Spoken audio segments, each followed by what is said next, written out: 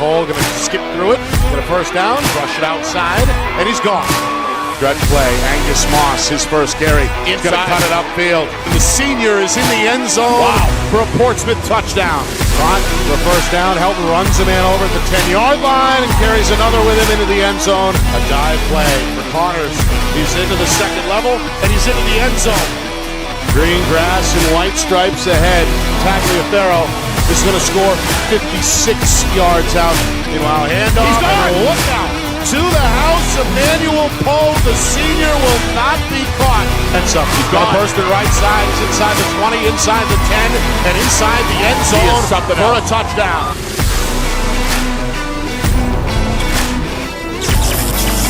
Well, hello, everyone, and welcome here to Portsmouth. Nick Anastas, Steve Beals with you. It's our Friday Night Lights New Hampshire Game of the Week, presented by Beals Insurance. The 2023 NHIAA Division I semifinal matchup between the Bedford Bulldogs and the Portsmouth Clippers. Bedford undefeated so far, a 9-0 regular season and a big quarterfinal victory on their home field a week ago over Salem. On the other side, Portsmouth, same credentials. A 10-0 mark, an unbeaten regular season, a quarterfinal win on their home field last Friday night in a 20-0 shutout over Nashua North. The 2, the 3 seed, as we know, 3 teams unbeaten during the regular season. Pinkerton, the top overall seed, is still undefeated. They will host Londonderry tomorrow in our Friday Night Lights New Hampshire Game of the Week. So 2 semifinals coming your way beginning tonight here in Portsmouth. Steve, Bedford looked very impressive on their way to a 49-6 drubbing over Salem. They have not been really even challenged all season long. Double-digit win after double-digit win. On the other side, Portsmouth, they've had their fair share of tight fourth quarters and have found ways to win. So anybody's guess here tonight as Bedford looks to punch their ticket to the championship round for the second straight season. So many things, Nick, go into this game that are unknowns. When you have a team like Londonderry and Pinkerton who have played each other, who are going to see tomorrow, what a game that's going to be. 1 o'clock Saturday, we'll be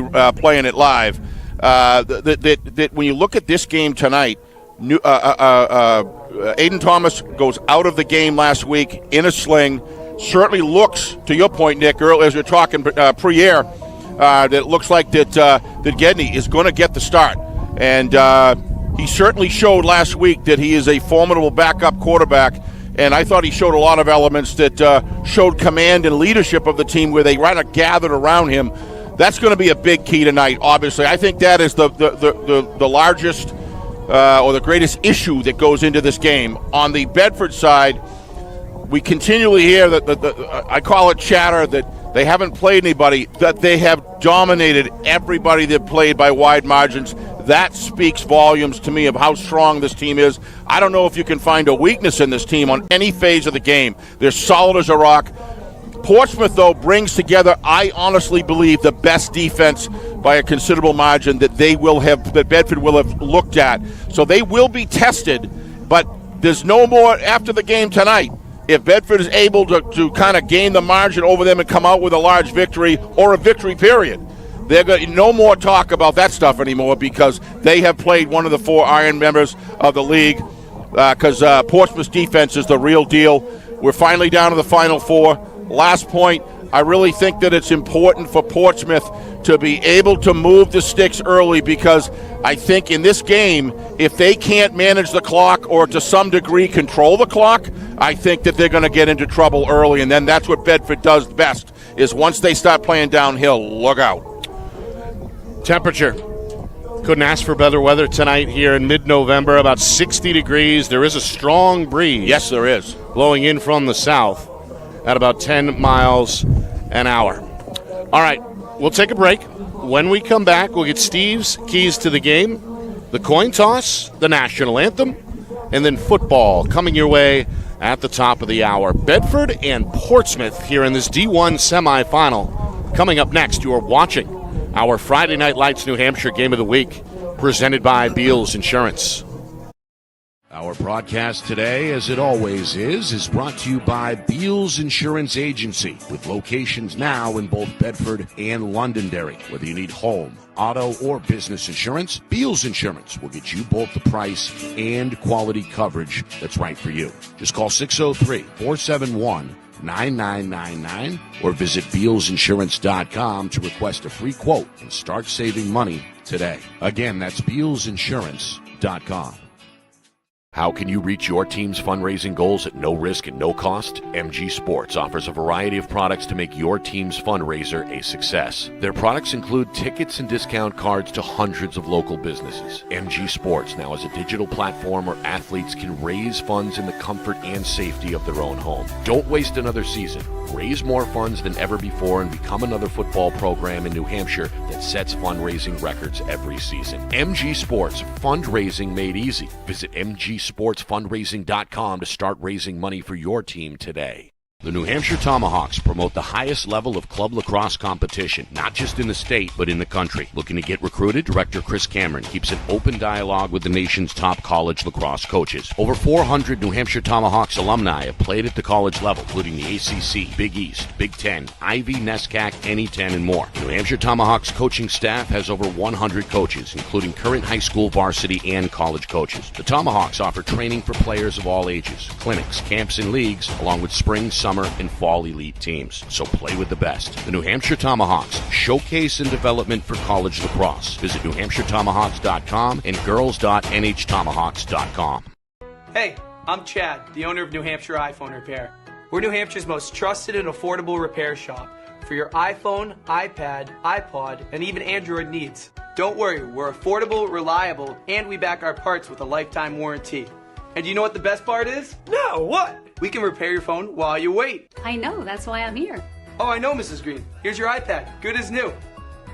Bring your phone into New Hampshire iPhone Repair today.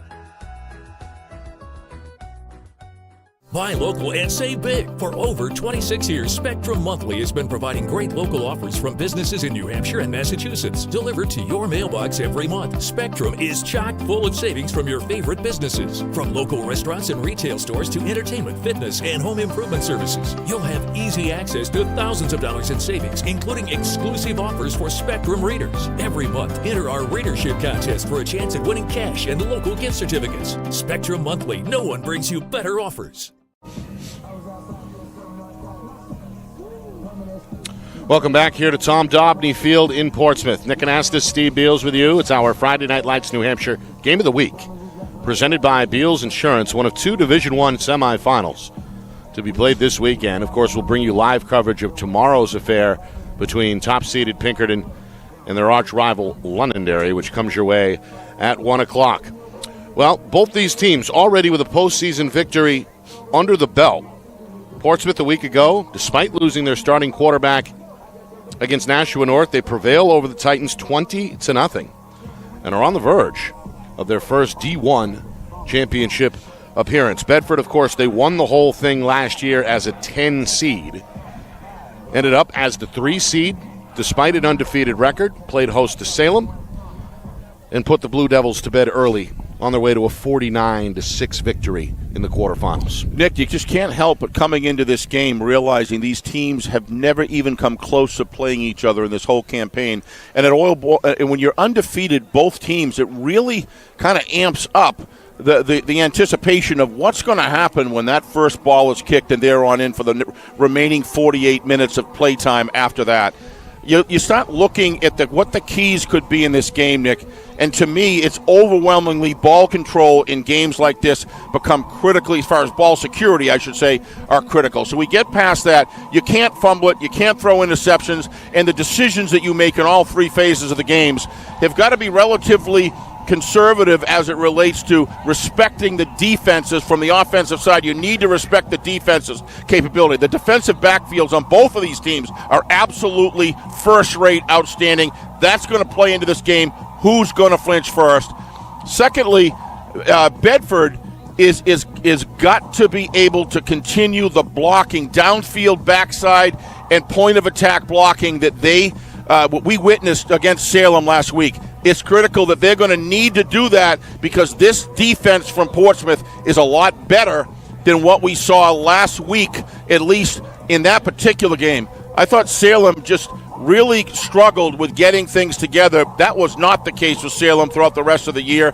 We'll find out tonight. Was that all Bedford, or does Salem have a bad night? We just don't know. We're going to find that. On the Portsmouth side, Nick, you nailed it. They have found a way to win. They've got to find a way to win tonight. But it all starts each quarter. They need to play 4 quarters, and they need to contain Bedford and be within striking distance when they go out at halftime. So when they come out, they can play their best hometown football game that they've ever played in recent history, Nick. Division I is different than the lower divisions because the teams at the top, the 4 that we got, 2 of them are here tonight. It's going to be critical that they play, that Portsmouth plays flawless offense, defense, and special teams, Nick, because there's no question in my mind Bedford comes in favored, but I respect what Portsmouth has done because if there's one team that's found a way to win the tight games, it's the Portsmouth Clippers. There are the Portsmouth Clippers as they emerge from the home locker room. Fletcher Miles, one of the seniors, along with Colton Broussard, leading the charge onto the field. A standing ovation from the home fans. A good turnout as we expected. The Portsmouth student section standing off to our right, dressed in white tonight and rooting on the home team. Bedford, as we know, they always travel well, and they continue to fill up the bleachers on the far side of the field with a sizable student section. Always have a good road trip with Bedford. Portsmouth has the higher seed, will be in the home maroons tonight. Maroon jerseys and pants, gold helmet, white lettering. And you know, Nick, I think that Bedford feels as though, you see the power poll week after week after week, and I think pretty much the whole season they held it the whole year, and then on the standings to wind up as far as the seedings are concerned in third and lose that potential home. There is a perception when you know you're in the power poll at number 1 and then you find out you're in 3 and you got to go away, even though it's NHIAA's rules, and it's a pretty good set of rules they have, how it works, but yet you got to believe they want to come here and make a statement that they deserved that number 1 seeding. And we're going to find out between today and tomorrow a lot as far as that's concerned. Possible extra motivation. Oh, yeah. Some bullet board material. And that's what coaches use. Right. Always use that to your advantage. Speaking of the coaches, we know these two pretty well at this point. Spoke to both head coaches last night on FNL Gridiron, our weekly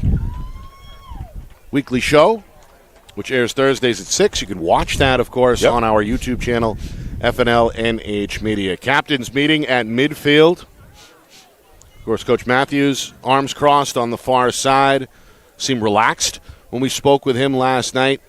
Both head coaches gave off an air of confidence. Matt's out there with the Gorilla Cam. Brian Pafford on the home sidelines, been doing this a long time. Great to talk to him here last at night. Portsmouth High School, 35 years on the job and looking to get to a D1 final after years of domination really in Division II over the decades. Bedford, of course, they've got 3 D1 trophies in the school trophy case, including last year they did it as a 10 seed in a thriller. 15-14 final over Londonderry. Our referee tonight, longtime official Jim Pressure. He is something. The head of a 5-man crew. So we should be in good hands from that standpoint. There on the left of the screen, 2 of the Bedford stars, seniors Danny Black and Kevin Sheridan. We'll be calling out their names a lot, I'm sure, tonight. Let's celebrate the officials this year, Nick. This staff of people, some of these guys have been doing it for a long time. Jim is, I think Jim is one of the best at pregame. He really lives up to the pomp and circumstance of that situation. He does a terrific job, and got a chance to see him at one of the Ukeka things the other day. Just kind of got a more of a close-up view. This guy has embedded himself in football, and he represents officiating so well. You know, you go back to the games, Nick, that we've covered this year, the officiating has been absolutely fabulous. And it's a great thing because so much goes into these games, and they do a great job leveling that playing field and making sure that the game is managed well. Congratulations to the officiating staff, and still more to come. All right. Coin toss in the books. Bedford won the toss, deferred to the second half, so they will kick to begin the game. And Portsmouth is set to receive. This crowd continuing to swell. Several thousand on hand.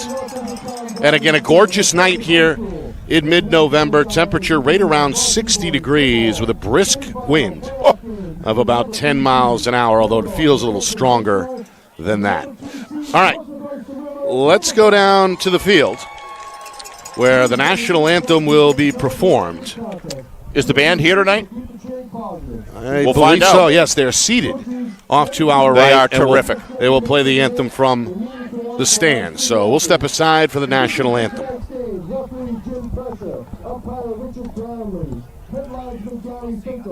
Line judge Barry Reddick, back judge Mark Redmond Jr., and clock operator Pete Ward.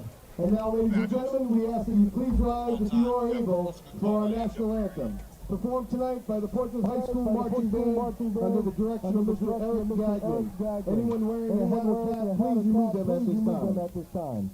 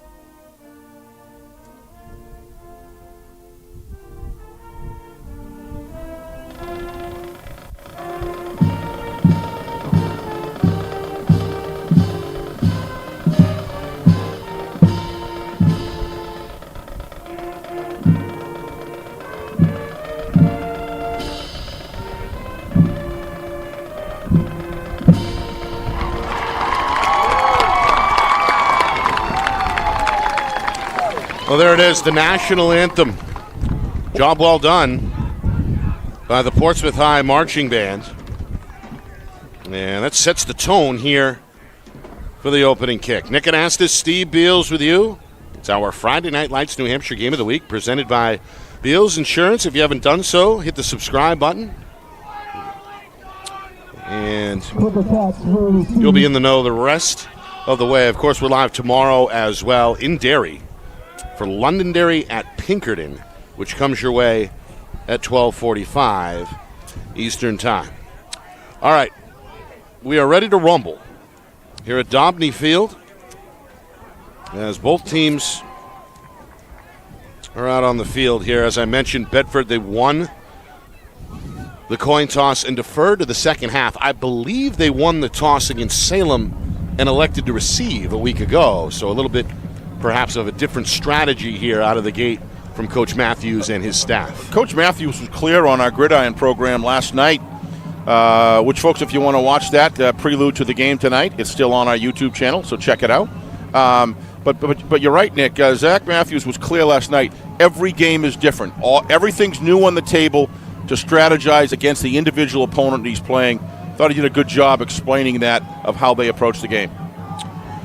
Bedford's kicker, Dylan Soden, the senior, has the ball teed up at the 40-yard line. We hear the drum rattle in the crowd, and we are underway here in Portsmouth with a line drive kick that's taken off the bounce on the far side by Emmanuel Paul, one of the speedsters for Portsmouth, and a pretty good return up to his own 30-yard line. So we get our first look at the Clipper offense led by Colby Gedney.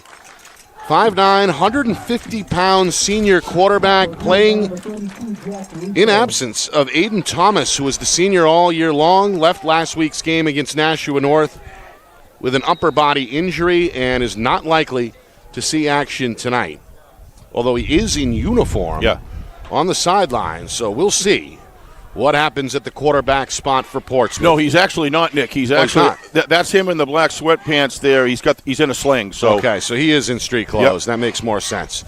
First play of the game, and it's a sweep for Angus Moss, one of the receivers, on an east-west run trying to find the 35-yard line, is stopped by Jake Ben at the 34-yard line after a 4-yard pickup to set up 2nd down and 6, and the Clippers get right to the line of scrimmage. He's really interested, Nick, to see how the Portsmouth offense can match up blocking-wise against this fast as lightning defense, Nick, that swarms. Got 4 yards, so off to a good start. Gedney with 2 backs in the backfield. That's Brooks Connors and Cole McLaughlin. They're 2 bell horses, bell cows. They go to Connors. He's over the 35 to the 36. Stopped quickly by Alex Gradinskis, another one of these Bedford seniors. After what looks like a 3-yard pickup and a 3rd and 3 coming up. Yeah, that was by McLaughlin, actually, who ran that. Yeah, there was a pile there. It was hard to see.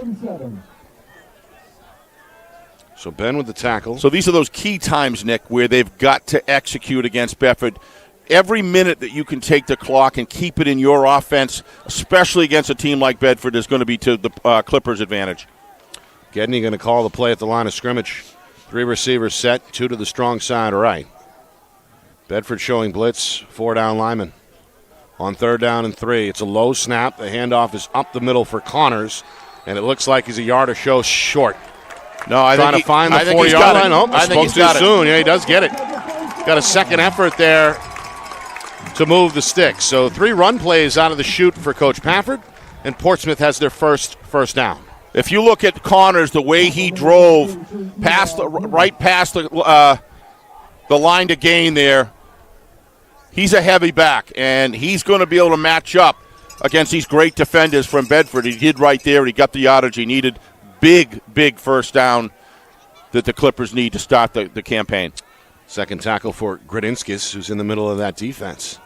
Low snap. Gedney had to pick it up off the turf. Going to sprint to his right, and he's going to be brought down for a loss. Kevin Sheridan, the big 6'5" senior tight end, one of the finalists for the Ukeka Player of the Year award. He's going to drop him for a 2-yard loss, and that'll bring up 2nd and 12. Yeah, a situation like that, you don't want to go sideways, Nick. You just the play's over. You just run it up the gut rather than trying to make a gain out of it. Just run up, gain a half a yard, get back to the line of scrimmage. A little bit of a strategic mistake there by Colby Gedney.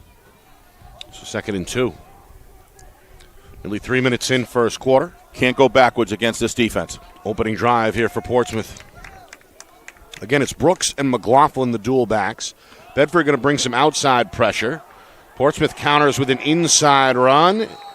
And continuing to chug his way forward is Connors. They'll give him 3 maybe on that forward progress. They'll give him 4 in the end. It's 3rd down now and 8 coming up. Bedford defense moving to the ball well. But there's certainly better blocking tonight against Bedford that we see in most teams that they've played.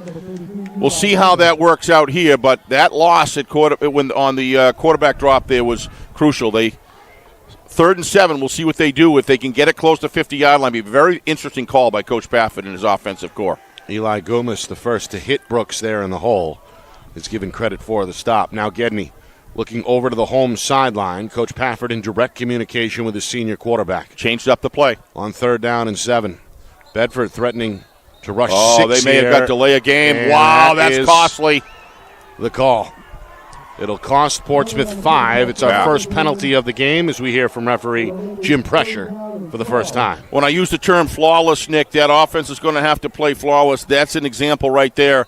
If you're going to change up the play, you've got to have a tick there to make sure that you've got inside your head a rough estimate of when it's getting down to the wire. So it did seem to take a long time to develop. A lot of dead time there. They're going to have to speed those decisions up in order to avoid these type of situations. 3rd and 12 after the 5-yard penalty. Gedney going to check the cheat sheet on his left wrist, take the gun snap, run to his left, eyes downfield, now going to tuck and run along the sideline. Is met by Gradinskis at the 45 and dropped right there after a gain of maybe 7. Either way, 4th and 5 on the way, and it looks like Coach Pafford is going to punt the football. Yeah, you have to be averaging, Nick, more than 5 or 6 yards at least to be able to take that chance in that situation. Last thing you want to do is give this. We saw that last week with Bedford. They had a lot of short field situations. You can't afford to give that to the Bulldogs here. Gradinskis out of the chute with 3 tackles already. Nice job by the Bedford defense. All right, so ready to punt the football and taking it off the turf on a low snap is Tucker Husky, the senior. Going to boot this towards the far side where it rolls out of bounds somewhere inside the 30-yard line. Good strategy by the Clippers there, Nick. Good decision. He's done this all year long. He gets the snap, and then he moves off to right and kicks it away from the runner. The last thing you want to do is give one of their best runners the ball on a special team situation at the high school level. I think they must be pretty pleased with that. Gained about 25 yards. We'll see what the Bedford offense can do now and how this defense can match up. They come out at the 30-yard line. We get a look at Danny Black, 2-year starter, the senior. Listed at 6 feet, 185 pounds. He's got two backs with him. Going to fake the handoff to Brody Helton. He's going to bounce it left side at the line of scrimmage and get dropped in his tracks. Well, good discipline there on the edge. As a couple of guys there for Portsmouth, including the corner Angus Moss. Yeah, Angus is just a great filler. But remember what we talked about with Coach Pafford last night. Look at that great work. I believe that was Fletcher on the defensive end, Nick, on that side. What a terrific job. He drew a double and creates green space for that great linebacker core to come up and make the hit. Again, a 1 for Black.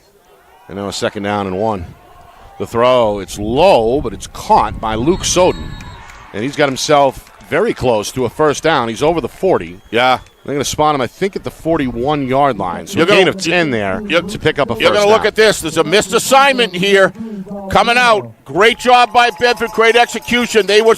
Portsmouth did a good job of struggling to get back to not making a real big play, but there was nobody covering him through his whole pattern. You can see right there.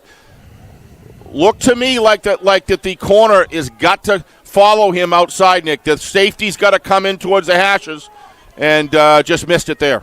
So a 10-yard pickup, and now Bedford goes to the ground with Brody Helton. He trips as he goes through the hole. And it's going to be shy of the 45-yard line. 3-yard gain means 2nd and 7 at the Bedford 44. We talked about Brody Helton. Yes. The only sophomore on the ballot for the Ukeka Player of the Year after leading Division I in rushing. And he had a monster game in that 49-6 win over Salem a week ago. Yes, he did, and I didn't have time because we were going through a break there, but that was one of my keys to the games, Nick, is what does Portsmouth do to shut this prolific runner down? He gets 4 on his first carry. His second carry is going to produce a 1st down. Going to bring Moss with him across midfield to the Clipper 47-yard line. And a gain there of 8, and Bedford now with consecutive 1st downs. Nothing wears a good defense down better than power running, Nick. And when you take those kind of hits, I don't know if that was Poe or Moss, but when you take those kind of hits, it wears you down over the 48 minutes of the game, Nick. They've got to be able to meet him at the line and fight off those blocks and square up. Follow him wherever he goes. Make somebody else beat you. Because if you don't do that, you guarantee he's going to. They go up the middle on 1st and 10, and Helton is taken down from behind, shy of the 40-yard line. Brooks Connors with his first tackle. And officially a 5-yard pickup there will set up 2nd down and 5. A quick moving first quarter inside of 5 minutes remaining. Yep. No score here. It's Bedford's first possession. I think Bedford, very much being away, wants to get out early and establish, Nick, the same kind of dominance. If Portsmouth can hold on here and not allow a score, it's going to be you're going to see the crowd here get electric. Man in motion as Rizzo takes the handoff, Nice and Jack job. Rizzo going to plant the foot and pick up a 1st down inside the Portsmouth 35. Tackled inbound along the sideline by McLaughlin at about the 32-yard line. A gain of 9 there for Rizzo. Well, it's extremely important to have a running back that you can bring in the game when nobody can rest. And Jack Rizzo all year long has done that, and they work so well together. But Jack is, I use the word violent, but he's extremely aggressive. When he runs, he does no concept of how much he weighs. He lowers his shoulder. He makes you pay. He's been an integral part of the running program here. 2-year starter for Coach Matthews. Handoff, Helton going to spin his way to the 30-yard line and be repelled there. Well, a number of players were ready, including Cam Worcester, the senior. Yeah, he's something. one of the inside linebackers, really a versatile piece that Coach Pafford can move around the line. He had a sack last week in that win over Nashua North, and he makes a big tackle here. Right here, you're going to see good matching up. Moss is everywhere. I mean, this guy is in on everything, kind of like McLaughlin from a cornerback position. He reads so well. This is it here, Nick, right here. They've got to stop Bedford, because watching all the Bedford film, you see this is where they take over a game. 2nd down and 8 from the Portsmouth 30. Clipper with 4 down linemen. Handoff Helton. Trying to bounce it right side. Going to plant that foot and get some more yardage. He's got a first down. Looking for the 20-yard line, very close. And they will give it to him. Pickup of 9 there. As we move towards 3 minutes first quarter. Look at the interior blocking, down blocking that takes place here. They got him stacked up on that side. And you've got a little bit of an overrun there of the tackle. You've got to maintain your vision on the hips of this young man, because he will juke you. His hips will never lie, but his shoulders and upper body will, and he did it right there. Senior Dominic Bueno with the tackle. Bedford on the march. This drive began back at their own 30-yard line. They're at the Clipper 20. Helton going to shed a man in the backfield and try to make something out of nothing. Gets into the red zone at about the 19-yard line after a gain of 2. Watch Cole McLaughlin on the. They had it. They had a blitz here, and Helton was able to break loose. He just runs so heavy. But watch, there's a nice play call here. Watch this. They got him coming through. He tackled a little high. Should have gone and scissored those legs, Nick, on that one. But good effort, good play call. Colton Broussard shut the hole down, gets his first tackle. Yes, he did. 2nd down and 7. Helton to the right of Black, who takes his time in the gun. 3 receivers, short side right. Low snap, pitch right side. It's Helton. Cuts it up the field, looking for the 15, and he's dropped. That's Connors. Got low there, able to lift the sophomore off his feet. Looked like. And now Bedford facing a 3rd down and 5. I think he had a little help from number 60, Cam Worcester, Nick, if I'm not mistaken. I think he was in there as well. Yeah, or 50. Actually, no, it was 60, Cam. Great team tackling right there by Brooks Connor, and Mr. Worcester comes in. Coach Pafford talked about him. He deserves all the credit that he gets from his coach. He's a good interior linebacker, Nick. 3rd down and 4. Now the chance of defense coming from the student section here on the home side.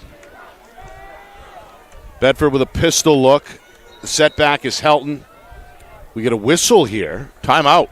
And an early timeout is going to be used by Coach Matthews. Our broadcast tonight brought to you by Beals Insurance, locations in both Bedford and Londonderry. Whether you need home, auto, or business insurance, Beals Insurance will get you the price and quality coverage that's right for you. Visit BealsInsurance.com. By MG Sports Fundraising. That's fundraising made easy. MG Sports Fundraising, the official fundraising partner of Friday Night Lights New Hampshire. Visit MGSportsFundraising.com and start raising money for your team today. By New Hampshire iPhone Repair, it's done while you wait, and it's backed by their lifetime warranty. Now with 5 locations in southern New Hampshire and on the seacoast. Visit NHIPhoneRepair.com. By the New Hampshire Tomahawks, showcase and development for college lacrosse. Visit NHTomahawks.com, and also girls.NHTomahawks.com. And finally by Spectrum Monthly, powerful local advertising solutions. Find out more at SpectrumMonthly.com. Nick Anastas, Steve Beals with you here in Portsmouth. It's our Friday Night Lights New Hampshire Game of the Week, presented by Beals Insurance. 2 undefeated teams in the semifinals, hoping to make their way to next weekend's Division I championship round. Yeah, this is a good call, I think, by Coach Matthews. Give his guys a rest. They may have drawn up 2 quick plays, Nick, on this situation with 3rd down. 3rd and 4 from the 15. Trying to catch the defense off guard. They're going to play fake. They're going to throw into the end zone, and is that caught? Touchdown. A wonderful grab there by Dominic Taliaferro. I couldn't see it. Despite the double coverage, despite the boundary, the pass is on the money from Danny Black. Taliaferro able to leap and reel that one in with 2 hands for the opening score of the game. Yeah, it looked like he had good coverage here, but he just came back for the football. Yes, looked like he was in bounds, Nick. This guy was amazing last year in the championship game, Nick, with some of the passes that he caught at key times. He's a terrific route runner, but when you've got a receiver in the end zone that knows when to come back for the ball like that, That's a valuable commodity right there. What a terrific play. Extra point up and good off the right foot of Dylan Soden. 7-0 Bedford. Just over a minute remaining first quarter. A lengthy drive there that took up nearly 6 minutes. Started at their own 30-yard line. Capped off on a 3rd down and 4 pass play from Here the 15-yard it is again. line. You look at Danny. He sets his feet very well. Look at the velocity on that ball. But look at Taliaferro come back and had good, solid coverage. And let's give credit to Danny Black. That ball was a gun, and it was a gun right in the middle of the target right there. And that's probably what they were drawing up. And, you know, it's always good to be able to fake a play-action handoff to Brody Helton. And that's going to draw everybody in. But all things considered, defensive backfield did a terrific job of trying to get the coverage that they were there. It's just big plays in big games make a big difference. We know about Danny Black. Guided his team down the field 90 yards in less than 2 minutes in last year's championship affair against Londonderry. That set up the winning field goal, as we know, in a 15-14 win. So 7-0 Bedford. And now Portsmouth early on forced to answer the bell here on their home field. But overall, if Portsmouth can come back and move the football down the field and get some points on the board, Nick, you know, obviously probably after this the quarter's over, most likely, but get that into the second quarter and then go out within a one-score lead at that point or one score down. Soden with a squib. It's going to roll to the 15-yard line. Picked up there by Poe. Going to dance his way to the 20. Trying to fight to the 25, and it's going to be stopped just shy. Nice cover there by Bedford. They were all in within their lanes. They were all in a contained route, pushing everything inside. Poe just had nowhere to go there. So the junior Dustin Westcott, who played well in the second half last week. Sure did. Against Salem, given credit for the tackle. So each team has possessed the ball once. Portsmouth got the ball to begin the game, picked up a first down, ran about 4.5 minutes off the clock. And they get it back now down 7-0 with just over a minute remaining in this opening quarter. Another series here for Colby Gedney, his first start of the season. Again, Portsmouth without Aiden Thomas tonight, who's the go-to guy at the QB spot all year. Meanwhile, handoff and a left side run for Brooks Connors. Not going to get much. Oh, no, he got 6 yards. Did he? Oh, yeah. Yeah, you're right. He did get 6. He's up to the Connor does that up to you, the 30-yard line. Yeah, my fault. I couldn't quite see the yard line. Eli Goomis, his second tackle for Bedford. Nice downfield edge blocking. Look at them. They're giving it up. They know how important it is here. Brooks Connor, he steals yardage very, very quickly. 13 yards on 3 carries unofficially for the junior Connors. Here's the second carry for McLaughlin. He's close, but a little short. About a yard short. 30 up to about the 32-yard line, trying to find the 34. So a 3rd and short coming up if Portsmouth wants to snap it here. We're down to about 15 seconds remaining in the quarter. Bedford defensive line there, Nick, doing a great job of holding the gaps, maintaining separation off that good offensive line core. Here we go again. They're going quick. Final play of the quarter. They keep it with Gedney. He's hit at the line of scrimmage, and that is going to be very close. I think he's got it. First down. Yep, needed the 34, and he gets to the 34. And that'll do it for the first quarter here in Portsmouth. A 15-yard touchdown pass from Danny Black to Dominic Taliaferro. The difference right now as Bedford leads 7-0. Portsmouth looking for an answer when we come back. You are watching our Friday Night Lights New Hampshire Game of the Week presented by Beals Insurance.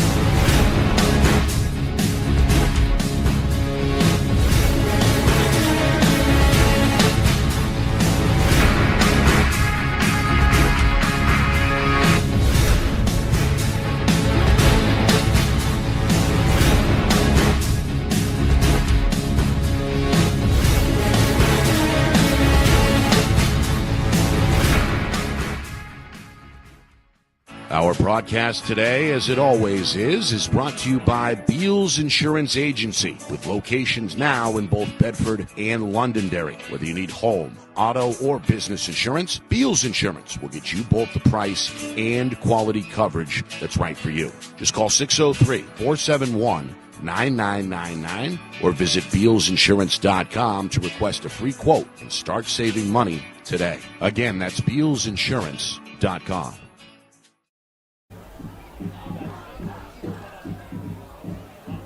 Back here in Portsmouth. Clipper Nation turning out. As you can see, complete with the homemade signs. For a battle of two undefeated teams with one ticket on the line to next weekend's championship game. Nick Anastas, Steve Beals with you under the lights at Dobney Field. Bedford, after a lengthy drive, a 15-yard touchdown pass from Danny Black to Dom Taliaferro, the lone scorer so far tonight. Portsmouth on their second drive looking for an answer. They picked up a first down a moment ago, and Brooks Connors is close to another here as he's out of bounds somewhere in the range of the Portsmouth 45-yard line. Well, all you got to give Brooks is some minimal edge blocking, and that power and speed and that inside turn. He was able to nice push off from Connors on Jack Rizzo there. Jack tackling a little bit of high. He wants to get down lower if he's going to bring Brooks Connors down. What a nice run. It's the longest play from scrimmage so far for Portsmouth, a gain of 8. A 2nd and 2 on the way from the 43-yard line, or is it? We get a flag first. Yeah, you're just not going to be able to get away with this against the Bedford Bulldogs. You've got to be clean on motion penalties and things of that nature. Unnecessary penalty there. An avoidable mistake. Yep. And the second so far against Portsmouth, second penalty. When you're playing your matched opponent, or potentially even a superior opponent, especially then, you just can't make those sort of mistakes. Nick. It's just taking all that momentum they got from Brooks' run, Connors' run, and pushing 5 of the 9 yards back. A 2nd and 2. Costly. Turns into a 2nd down and 7. Hard count for Gedney. Handoff for McLaughlin, who's hit right away and dropped in the hole after maybe a yard pickup. Bedford Spencer Henrishon, one of the captains, is there. The 6'4 senior was waiting in the hole. So a 3rd and 5 now coming up here, Steve, with the ball just shy of the 40-yard line. Yeah, the offense is working for Portsmouth, Nick, but they're shooting themselves in the foot with these penalties. Bedford had no penalties all the way down the field. They score both drives here. We'll see what happens here on 3rd down, but in both drives, those penalties are what stopped it. We'll see. Well, actually, the first drive. We'll see what happens here. It's right before them, but they got to break through this. 3rd and 5. Bedford with just 3 down linemen here. 2 of them standing. Going to roll out Gedney to the right. Looking for the marker. Going to cut up and, he's got it. And pick up the first down. Boy, I'll tell you, Gedney's he can run that football as well. That is a great job turning upfield, and with great composure, protects that football. Watch him when he decides to cut in. He reads. Look at that. He's already got the ball packed away, and he gains 6 quick yards on 3 steps. Watch the decision-making right there from the backside. Bang. He sees that outside seal block, and he nails it. What a nice job. Well, they got that penalty behind them. Let's see what they can do. They've got to continue, though, to be mistake-free. Dylan Soden on the tackle. Portsmouth with their 2nd first down, trying to get some momentum here. Offensive line doing a great job here so far. 4-man front for the Bulldogs. 2 running backs on either side of Gedney, who's in the gun.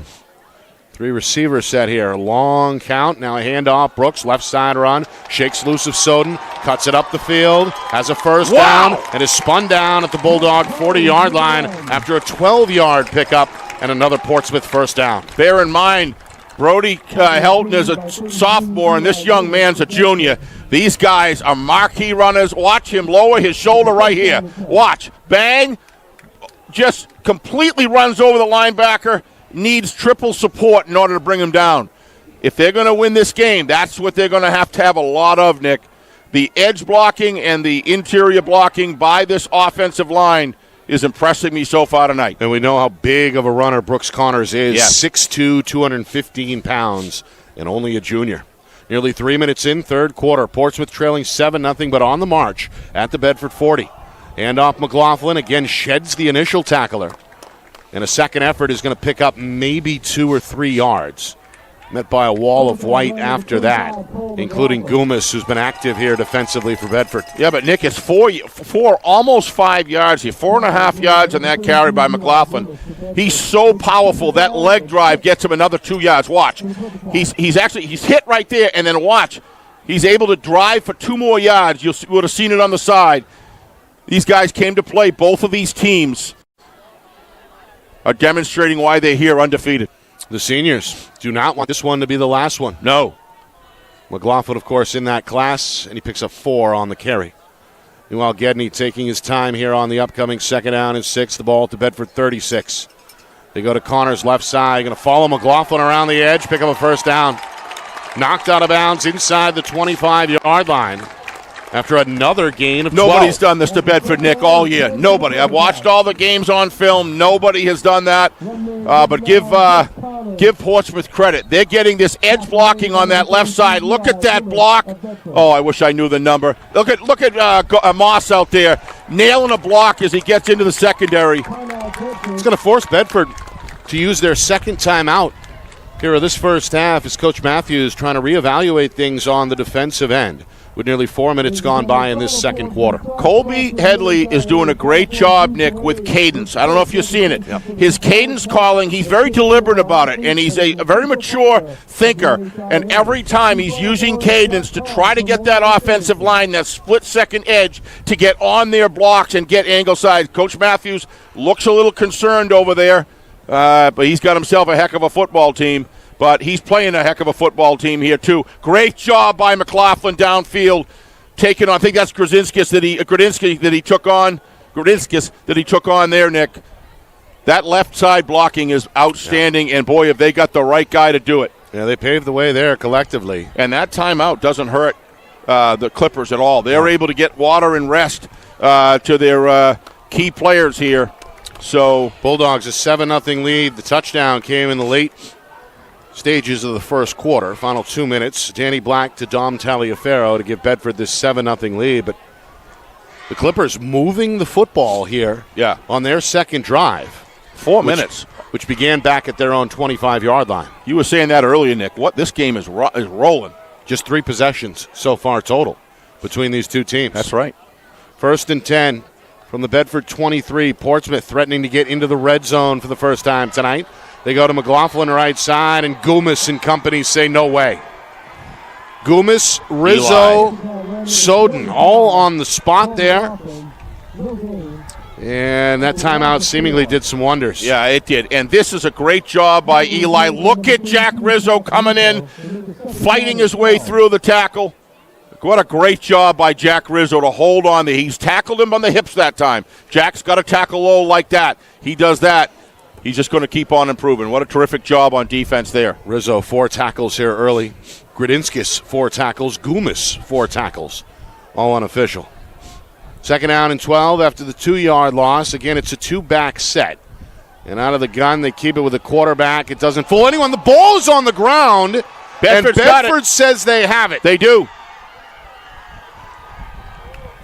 The Bulldog fans who made the 45-minute drive celebrate, and the officials make it official. Bedford will take over after the first turnover of this first half is committed by Coach Portsmouth. Matthews saw his team was getting run downhill on against them, and that timeout, whatever he said, whatever the strategy to clear things up, they needed some time to talk. And, boy, I'll tell you, the defensive line has done a great job. They started to lose a little separation, get hung up with the offensive line. Not here. And that was Jake Ben, the senior, who forced the fumble. Yeah, but it was out there to pull off, to shake loose there, Nick. Anytime your body's turning around, not in control, you're subject to a fumble.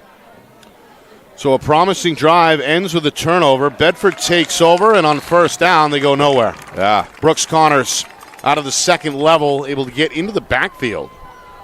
Helton lucky to get back to the line of scrimmage there, 2nd down and 10. Well, the sense of urgency here with 7 minutes left, Nick, with the need to get that ball back. You can see that, you can feel that with the Clippers' defense, Nick. They've got to get it back in their offense's hands.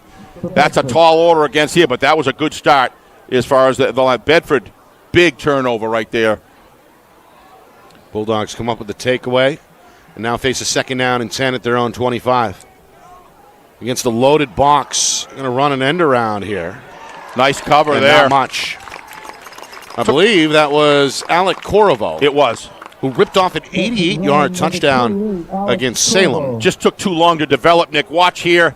It's just too much time against this fast defense. They're able to recover. Give the linebackers and the is that the corner out there, number 11, safety coming in, doing a good job staying home. That's Husky. Coach Pafford looking out on the field. He's got to be happy with the way his defense is playing so far tonight, Nick. 3-yard gain there for Corriveau.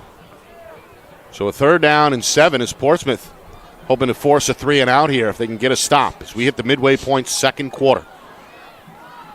This team knows if you're Portsmouth, you know you've got to stop this drive. Big play right here in the game. Man in motion is Rizzo. Black fakes to him, and it's going to go down the sideline. And there's the grab. It's made No, he's out of bounds. Taliaferro made the catch but couldn't get the feet in. Well covered there by the corner, Dominic Bueno. I think that Bedford now is going to have to punt. I think that was because he was juggling the ball here. I think you're going to see over here, if we get a good shot of it, you're going to see he didn't have possession of the ball as he was running out of side. See, he juggled it there. Good call. These officials right on it. Perfect spot. The play took place right in front of Coach Pafford, who was quick to say incomplete. Coach roaming the sideline in those patented shorts, as we know. Why not? Why not make your own call, right? That's right. Coach now 35 years in the business, hoping to get his team into the Division I championship after several years of dominance at the D2 level. Punt from Sheridan is high in the night sky. It's going to take a bounce near the near sideline, roll all the way. Good distance inside on that punt. the 30, down to about the 25-yard line. A great punt there by Sheridan. The special teams for Bedford prides themselves, all good teams pride themselves on their special teams play. They got huge production out of that punt. And, they got the ball back, but give Portsmouth credit, Nick. Right. Their defense held. They've got 5 minutes and 40 seconds to drive this ball down the field. This is, it's kind of like you're playing chess and they got you in a little bit of a corner, but it's close enough where they can work their way out of it. But offensive production and good play sequencing and calling is going to be at a premium here. So Gedney and the offense take over for Portsmouth, trailing 7-0. Inside of 6 minutes here, 2nd quarter. It's their 3rd possession of this first half. Hard count from Gedney. Takes the gun snap, handoff McLaughlin. A spin move at the line of scrimmage. Not going to get much after that. Wrapped around the waist there by Bennett Matthews, coach's son, the sophomore, with his first tackle. Watch the angle of attack that Bennett takes here.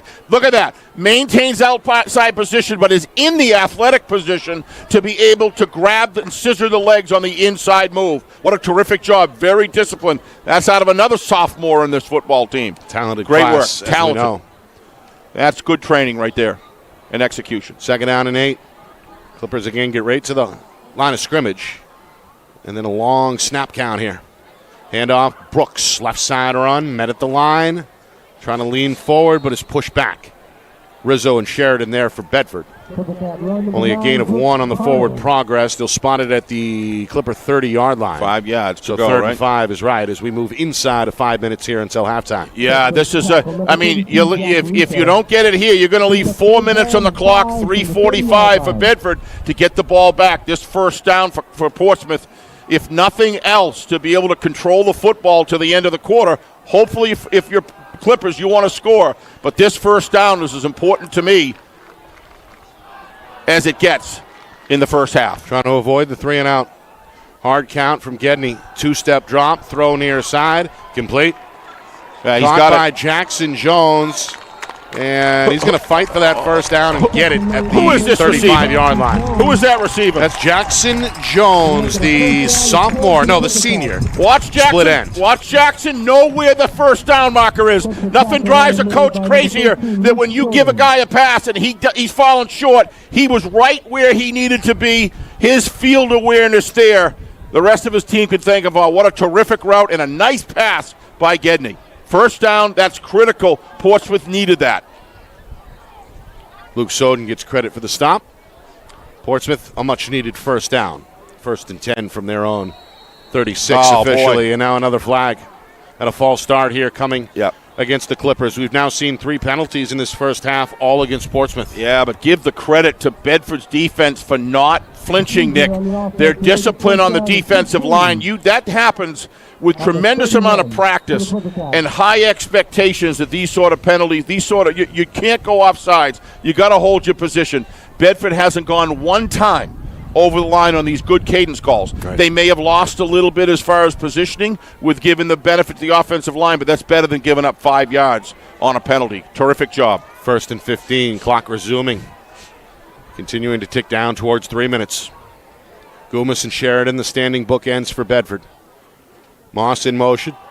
They go to Connors, bounces it right side, breaks the tackle on the sideline, but there's 2 flags on the play. Wow! If that play stands, it's a 20-yard pickup, but again, 2 penalty flags are down at the line of scrimmage. Yeah, that's usually a hold, Nick. That's going to be a big one. Some of the Clipper fans upset here in the stands. Crowd not happy here tonight. It's going to be awful hard to see this. It is a holding call. And now the Boo Birds come out. Didn't see anything there, Nick, that I could see, but that doesn't mean that it wasn't further back off the screen. Well, 2 different officials saw the same thing. Yeah, so it's got to be, I bet you it's further back on the inside, Nick. Yeah. When you see 2 officials throw a flag at one time simultaneously, right. That something was clear there. Just wasn't in our view, that's all. Ball at the 23. So the hold took place somewhere around the 33-yard line or so. Yep. But that's penalty number 4. Starting to add up a bit. 4 penalties, 25 penalty yards. Doesn't really look like it was at the point of attack, so loss of a good run right there. This is first down, but you got 2:58 and the clock is running. Yep. So at this point, they got 3 downs to get rid of it. Inside of 3 minutes now. Zach Matthews with 1 timeout left. Gedney going to put Poe in motion. They go right up the middle with Brooks. Going to go across the 30 up to about the 33. Stopped again by Rizzo and Soden. Boy, Rizzo's been everywhere here defensively. 6 tackles. He is on fire tonight. I was talking about that earlier. Last night, I wanted to mention his name last night, Nick, on the work that he had done against Salem last week because he was super in that game as well. Started tackling high very early, but he is settling in right now playing his game. 2nd down and 12 after a 3-yard pickup. They go back to Brooks, and the junior is bottled up again. Question here is whether or not Coach Matthews is going to call a timeout. He's only got 1 remaining. He's only got 1 remaining. Is he going to take it back and then use it then?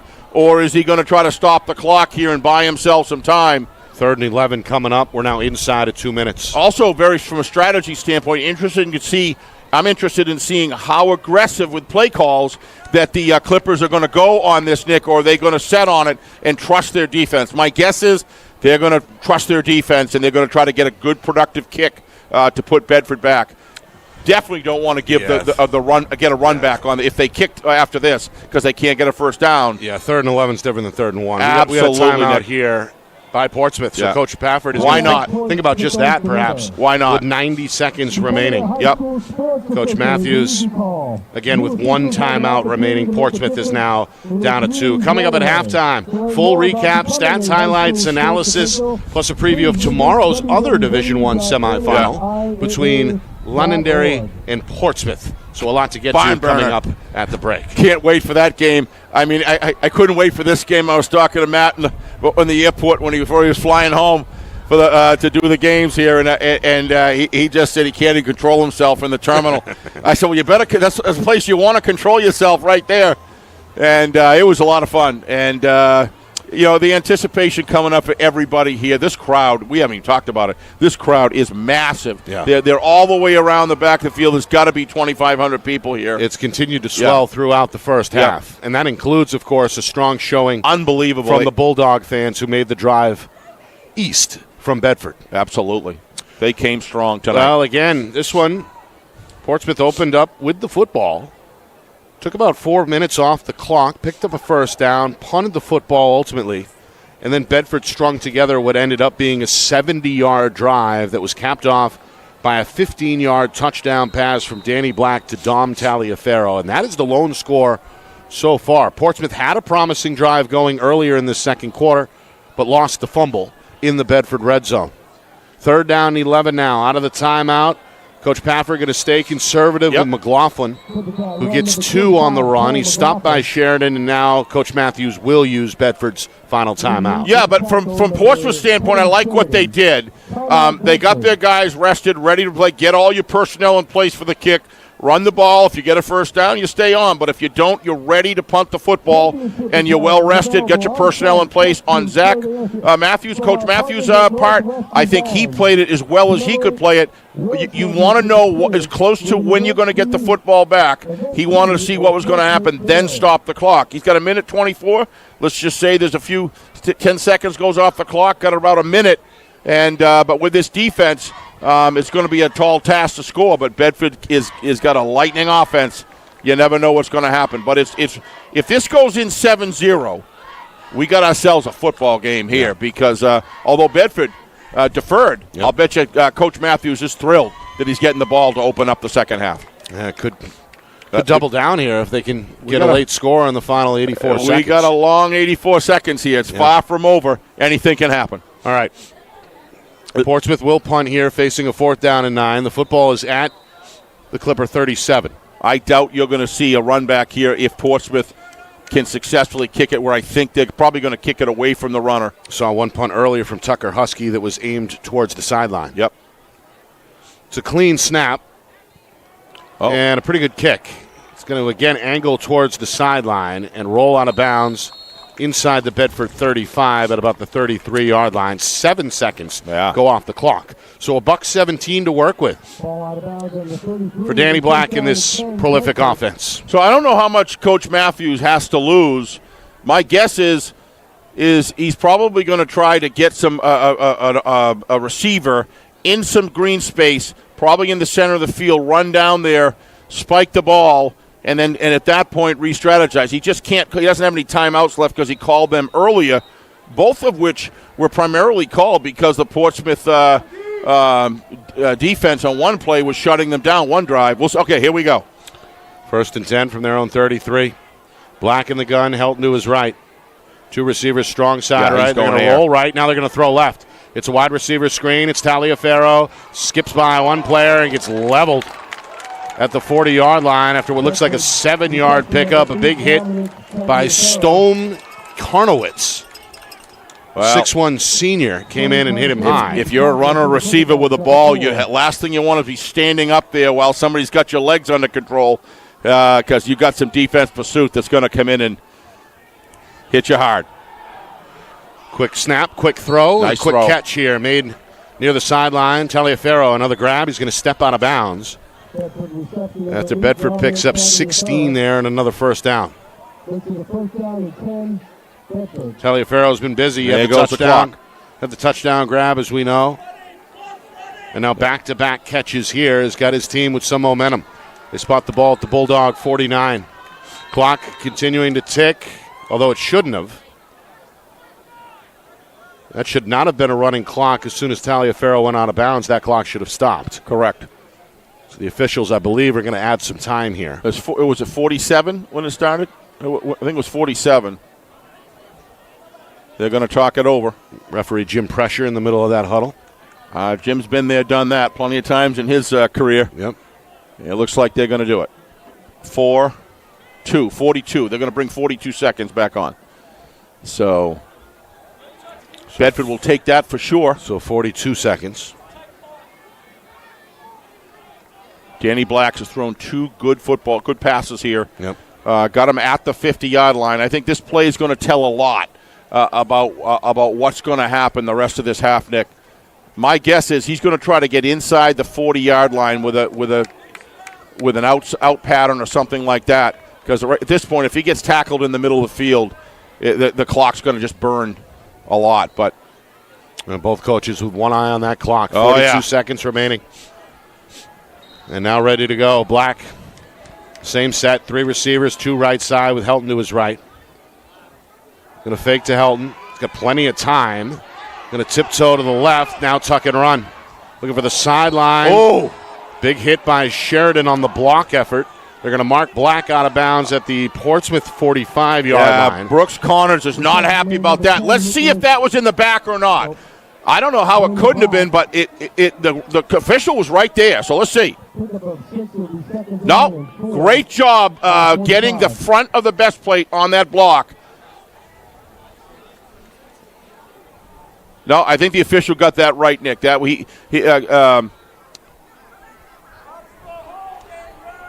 Got a 6-yard gain on that run for Black. Yeah, Kevin Sheridan did a great job there. Knew exactly. That's a senior leader right there with experience and knowing the game. 35 seconds. Black facing a 2nd down and 4. Takes the gun snap. 4-man rush from Portsmouth. Steps up, throws a rocket down the field, but it's incomplete. Yeah, they got it. And now a flag is going to be thrown. Yeah, there's no question about interference there, Nick. Nick Smith had a senior corner in on the coverage. The intended target was the sophomore Bennett Matthews. That's a big play. The flag comes in late. That's got the home fans upset, but we can see the grab. He turned his hips inside. He was out of position, so he had to grab on to the back of the jersey in order to stop a touchdown, Nick. To be honest with you, if you beat that bad, you've got to make that penalty, and he did just that. May have saved a touchdown, but you know what? It stopped the clock, to your point, Nick. 30 seconds left. 5th penalty against Portsmouth. And now what's this here? What's this? They're going to back it up. Oh, did they get him for a push-off? It's only a 5-yard penalty. No, it's got to be 15. No, they're going to back it up and then mark it. Correct. 15. From the line of scrimmage. 15 yards. Okay. Right. It's not a spot foul like the NFL, as we know. And that probably puts it outside of field goal range, Nick. That's a 47-yard field goal. They got plenty of time to get another play. Yep. But if they put it in the interior, they got to move. 30 seconds remaining. Empty backfield. Black against a 3-man rush. Going to throw left side. Looking for Sheridan. What a play. It's knocked away by Husky. Good play by the senior safety. Able to range to his right and get his right hand on that pass. Well, knocking it away incomplete. You're seeing this more often. Safeties are getting taller and corners are still staying small. But even the corners, they want the height if they can get the agility. But there it shows you right there when you're going against a tall receiver like that, having that extra height. He played it perfectly, Nick. Look at this. Perfect time. That's a big-time play right there. If Bedford does not score in going into the half, Nick, you're going to remember that one. 2nd down and 10 coming up. 25 seconds remaining. I wouldn't call it plenty of time, but there's time for a nice out pattern to get out of bounds to get them within kicking range. Low snap. Black on 2nd down. Going to run to his right. Got plenty of room. Flag is out. McLaughlin in pursuit. Black going to dash out of bounds inside the 25-yard line. It's coming back here. This may be a hold against the Bulldogs. It's going to be a hold.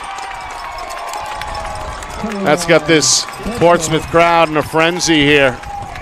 They were calling for the hold. They get it. It's the first penalty against Bedford in this first half. You're going to see here, Miles Fletcher was making a bid for the quarterback. And watch it over here. On play side, you're going to see it.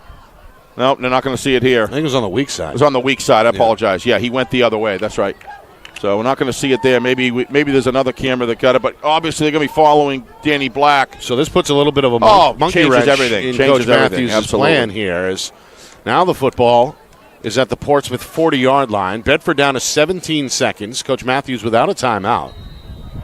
Boy. And now a 2nd down and 20 coming up. Never, ever underestimate Danny Black's speed. He's got sneaky speed, especially when he turns up along the sideline. I saw him do it in the championship game last year. Same situation. He's got some sneaky length to him. Sneaky length, yes. Yeah. But he can scamper along the sidelines. Tremendous coordination. 2nd down and 20. Black throws a screen, throws an interception. It's picked off by Fletcher Miles, and Portsmouth has the football. It comes with 11 seconds remaining before halftime. So this Portsmouth defense had a big 3-and-out earlier in the second quarter, and now they extinguish the Bedford threat with an interception here with 11 seconds to go. Well, it just allows them to go into the half, Nick, with a 1-score margin. And, you know, Bedford scored early, and if it wasn't for some mistakes, specifically a fumble on that drive and some penalties, this game could be easily tied up right now. So if I was Portsmouth, I'd say, hey, you know what? That's a big play right there. So Bedford's drive derailed by the hold and then the interception It's going to set up Portsmouth 1st and 10 at their own 46. 11 seconds to go in the quarter. And a long east-west run for Brooks is going to produce 11 more yards as he steps out of bounds in Bedford territory at the 43-yard line. Just 5 seconds now on the clock. I don't think Bedford's been able to stop that play one time, Nick, with Brooks Connors going off the edge on the left side. I think every time he's banged off at least 5 or 6 yards. So, and as the game has gone on in the half year, it's been even more. So they're following left tackle Colton Broussard on that left side. Yeah. Coach Pafford told us last night that both of his tackles are 1A and 1B. It depends on the week. Well, tonight it looks like that left side is the strong side. Actually, that was Coach O'Reilly that said that, but I know Coach Pafford feels the same way about his tackles as well, Nick. So neither here nor there, right? We heard a lot of coach talk last night on FNL Gridiron. Great job with those guys. 5 seconds remaining. Gedney in the gun, empty set, takes a snap, going to roll to his right, going to fire a Hail Mary pass towards the end zone that's intercepted. It's picked off at the 2-yard line by Luke Soden. Bedford's second takeaway, and that is going to bring us to halftime. What a football game. 7-0 Bedford here on the road in the Battle of the Unbeatens in this 2023 Division I football semifinal.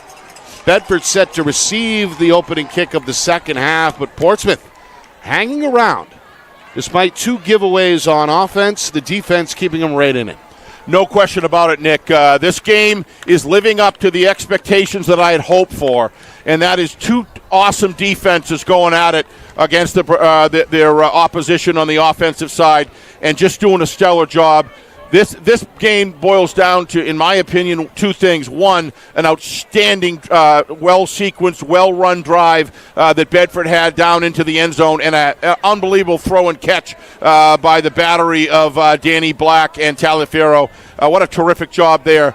But on the Portsmouth side, this game could very easily be tied up right now if it wasn't for some penalties at some inopportune times. If Portsmouth can come out the second half, and their defense can do the same thing, and their offense can get straightened out, this game is going to continue in this fashion. But you kind of get the feeling at some point that that something's going to break out here with a special teams play or something like that. But the defenses on both sides of these are going to be very stingy. I only see that happening on special teams, Nick. Obviously, the fumble hurt. You're down in the 25-yard line, and we can talk about this when we come back. But great game so far, and obviously with the amount of people watching it, I'm glad they are, because they're getting a good football game of Division I high school football in New Hampshire. All right, when we come back, we'll look back at that first half, stats, highlights, analysis, a preview of tomorrow's other D1 semifinal as well. You are watching our Friday Night Lights New Hampshire Game of the Week, presented by Beals Insurance.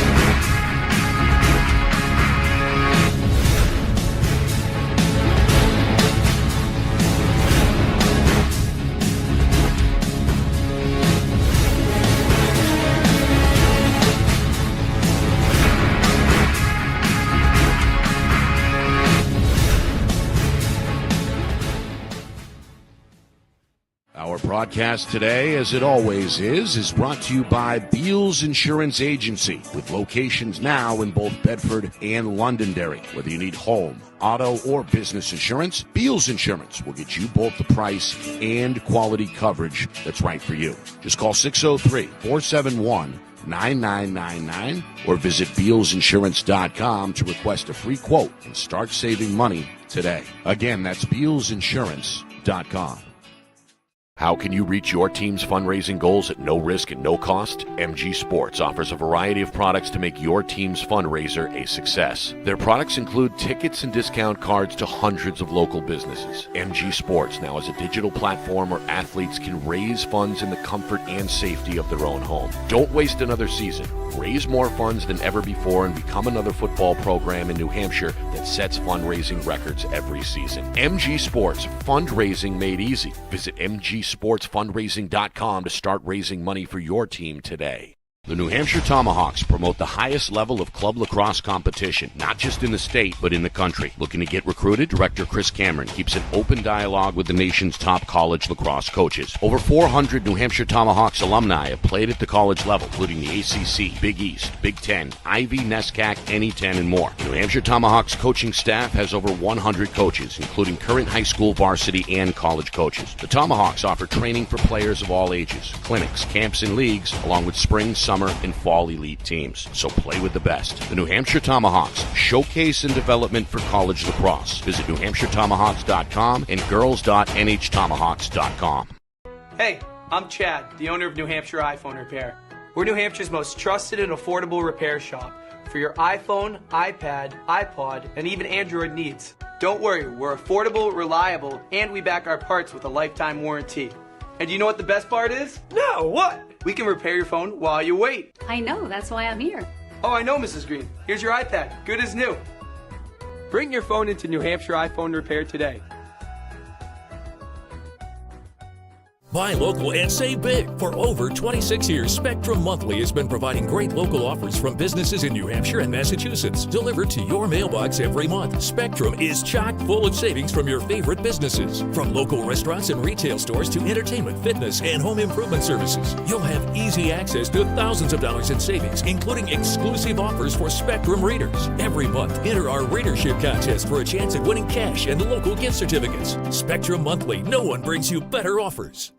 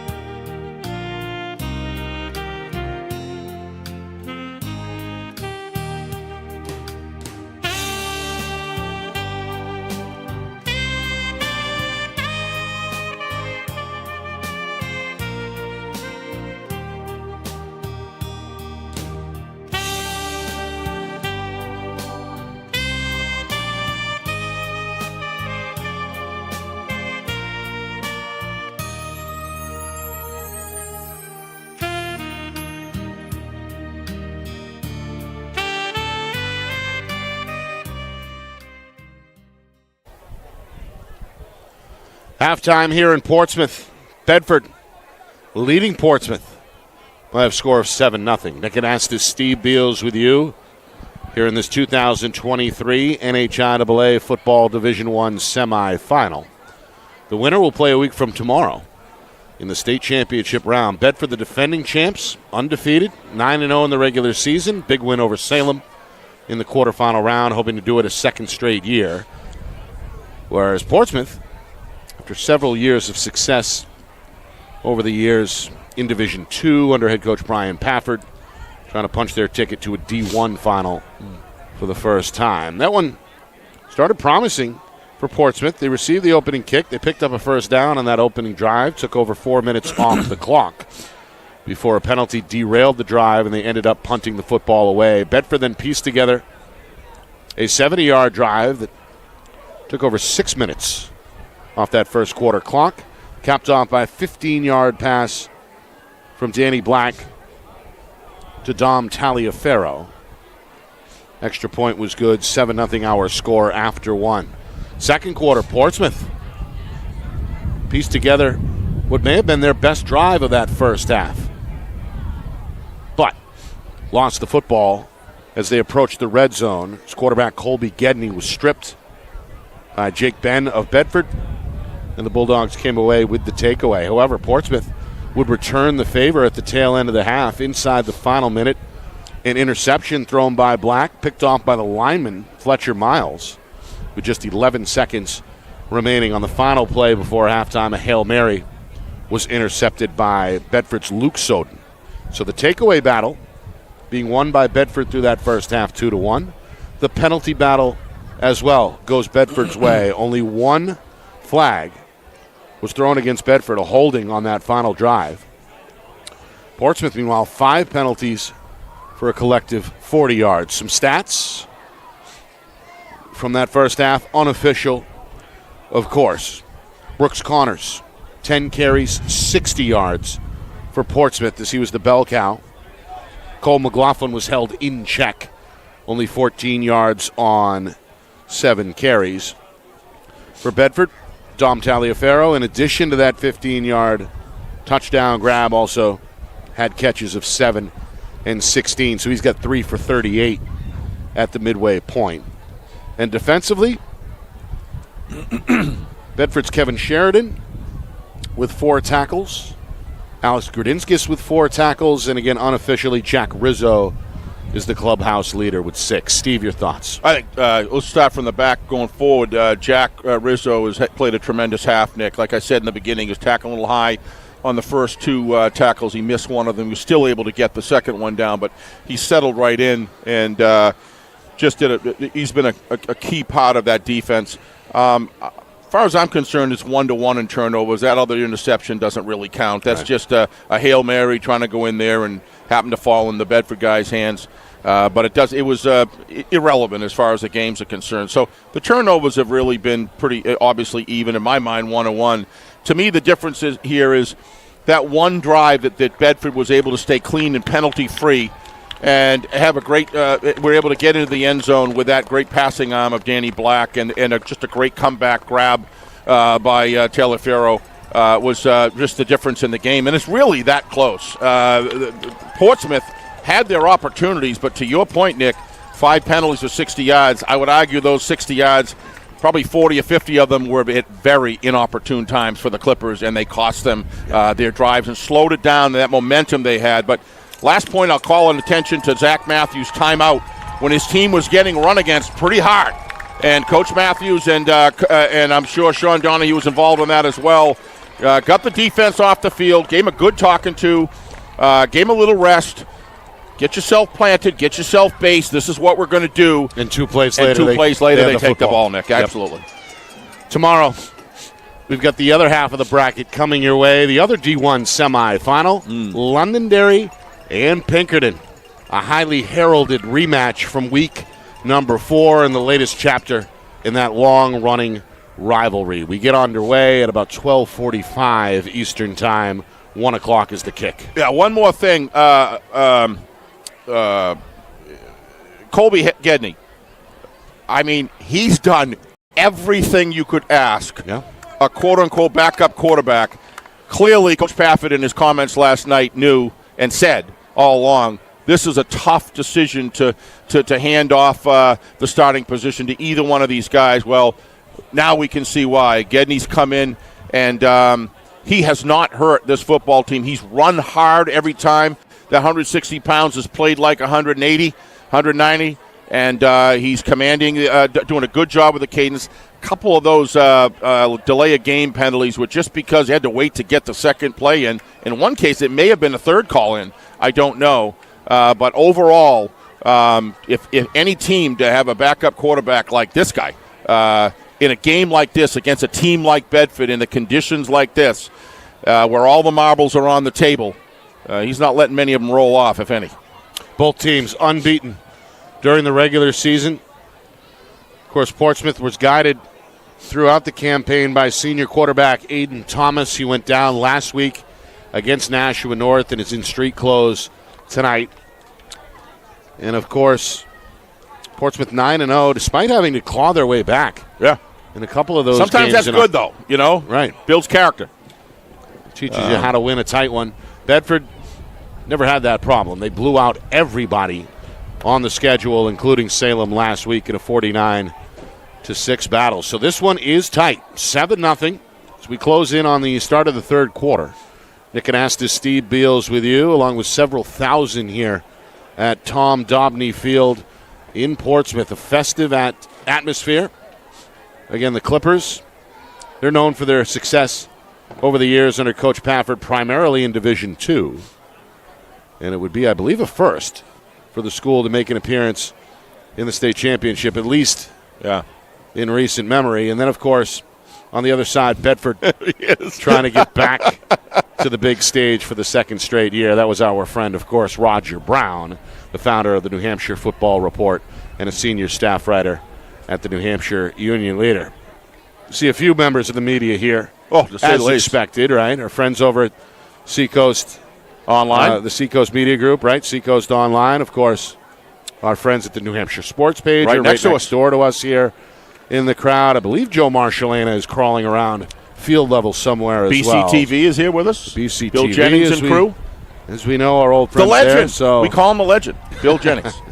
there's a lot of folks. Yeah, There's he Joe, came over and said hi before the game, and kind of a who's who here in the crowd. he just drove 3.5 hours, he was telling me, down from Vermont at one of the broadcasters' conventions down there. There you go. And rushed to get down here and join his crew. And so, obviously, good to have so many friends in the media around. And we're very lucky to have the media we do. We're underway here in the second half. It's a short kick. It's handled by Soden on the near side. And he is wrestled down at about the 35-yard line. Flynn. Nice job staying outside, containing. Good special teams work there, but not a lot on the kick deck. No. I think it's pretty clear that Coach Pafford is not going to give any of the key receivers on punt returners and kick returners, Nick, any opportunity window to change the game. Right. Wants to win it. It was also the first kick tonight for Daniel Solar-Salah. Yep. We saw 2 punts from Portsmouth in that first half, but nothing off the tee. All right, here comes Bedford. Got a 7-0 lead on the board to begin this third quarter.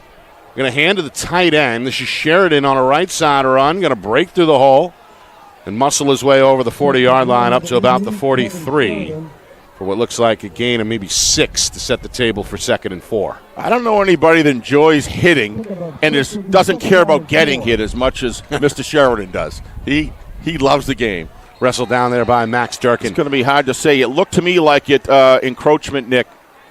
Flags fly everywhere. But they're going to talk about it. It looks like there might be a discussion whether he was drawn enough. We're going to find out. It looked to me like encroachment. Yeah. You're spot on.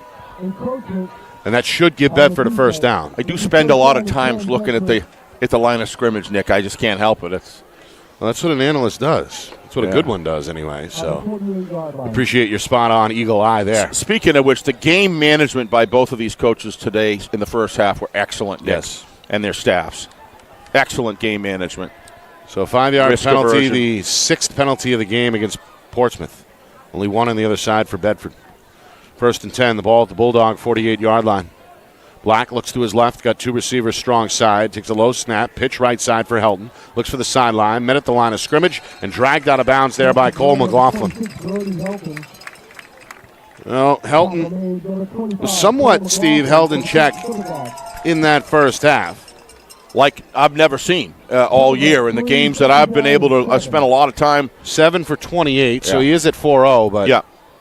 But for of course, Helton, last year it was over 100 in the first quarter, last week against Salem. Yeah. Only 2 yards on the carry there. Yep.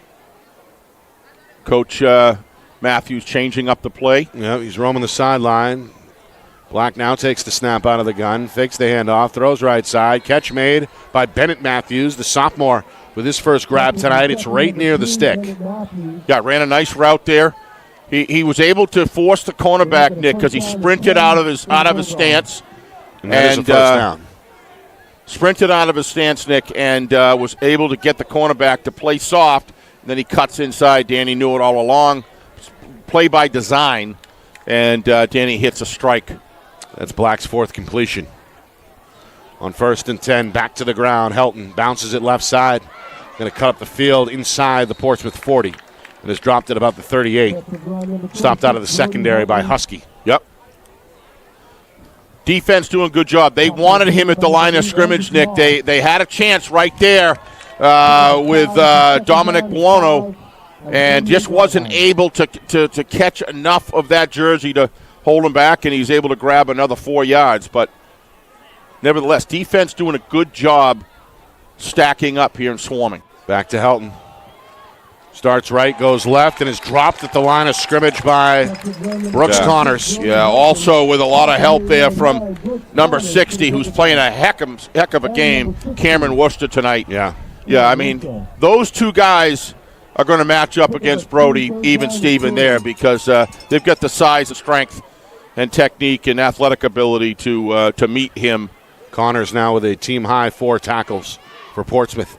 3rd down and 3. A lot of defensive reading going on by Coach Matthews right now. He's changed up 3 out of the last 4 plays. Pitch, right side, Helton looking for the edge. Nice stiff arm, breaks a tackle and picks up a first down as he rolls his way inside the 30-yard line. That's a nice run there by Brody Helton. Hey, when yards come tough, you grab what's there. And what you like to see is a running back who's used to just running it all over the place. When things get tough and you start meeting your match, that you begin to win the small battles in there. Watch him fight for that extra yardage. This guy is a tremendous running back. McLaughlin came over to finish him off. As a sophomore. For his 3rd tackle. Great forward lean, kept his feet, kept stepping short. Led Division I in rushing yards this season as a sophomore. Was one of the 10 finalists, the only sophomore finalist for the Ukeka Player of the Year award. And again, had over 100 yards in the first quarter on his way to a 4-touchdown performance last week against Salem. That's a great fake by Danny Black right there. And a slide down inside the 22 after what looks like a gain of 8. Yeah, this drive here is very resembles to a great deal the first drive where they scored on, Nick, where it's just really good play calling. What's going on right now is give Coach Matthews credit. He is reading the defense and adjusting on the fly, just like Jimmy Lozon does and other good coaches in the league. Helton sidesteps in the hole and picks up a few more to the 15. Ran down by Connors, but not before another Bulldog first down as this Bedford offense starting to really get on a roll here with 4 minutes gone by in this 3rd quarter. Yep, they're coming out strong, but a lot of this is the play calling that's coming in, taking advantage of the defensive sets. Once they get in their defensive set, he's doing it right now. He's changing the call again, and it's working for him. We'll see if they can stiffen up here in the red zone. From the 15, back to Sheridan. The tight end looking for the sideline, and he's finished off by Durkin. Fumble. Ball comes out at the end. A flag is thrown late as well, yeah, so that hang was on. A very late flag. You got to believe that's holding on Bedford, and it is. Yep. Second holding call against the Bulldogs. Yeah, McLaughlin got held there, I think, Nick, and he's struggling a little bit. He's kind of wincing over a little bit. Let's see what happens here on the replay if we can. And kind of favoring that left side. Kind of favoring that left side, yeah. They're going to back Bedford up. Here we go. The spot of the foul, which was near the line of scrimmage, as we get a look there at that run from Sheridan. Yeah, it was out of our view right there. We're following the ball. And the ball was just out of bounds. We'll see if we can see it here. Oh, yeah, he landed. Somebody landed right on him square. He was flattened out against the ground, and he took the full brunt of the hit. Boy, that looked like it was inbounds, but official was right there, so our referee must have slid out. Jim Pressure announces the hold. Just a second penalty against Bedford tonight. They were guilty of a hold back in the second quarter as well. This drive starting to take some time off this third quarter clock. 4.5 gone by. And now a 1st and 20 coming up for the Bulldogs following the penalty with the football at the Portsmouth 25-yard line. Bedford speeding it up here. They're not going to waste any time getting to the line. Part of this is that Coach Matthews wants to read what the defense is doing. Looks like he likes his play. Going to fake to Helton. Black going to throw right side. Catch made by Matthews. Hit along the sideline, out of bounds at about the 20. Yeah, let's give 5 to set up 2nd and 15. Give Bennett. You're going to see here some real good coordination by Bennett to maintain his feet in the ground as that ball was thrown. Danny threw it exactly where nobody was. Here we go. You're going to see here a nice route. If we can get this off to the side, look at that. Nice job with his feet. Took a pretty good hit from Husky. Yes, he did. Husky trying to jar that ball loose, as he should. Yep. 2nd and 15. Again, a play fake. Black now with room to his left.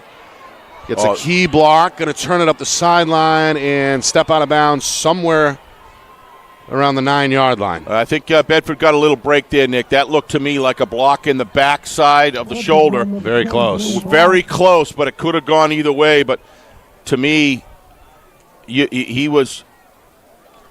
Watch here, watch 60. No, he turned. I give it to him. Yeah, it could have gone either way. Nothing wrong with that. Nice job. Nice block. It was the receiver, Matthews. Yep.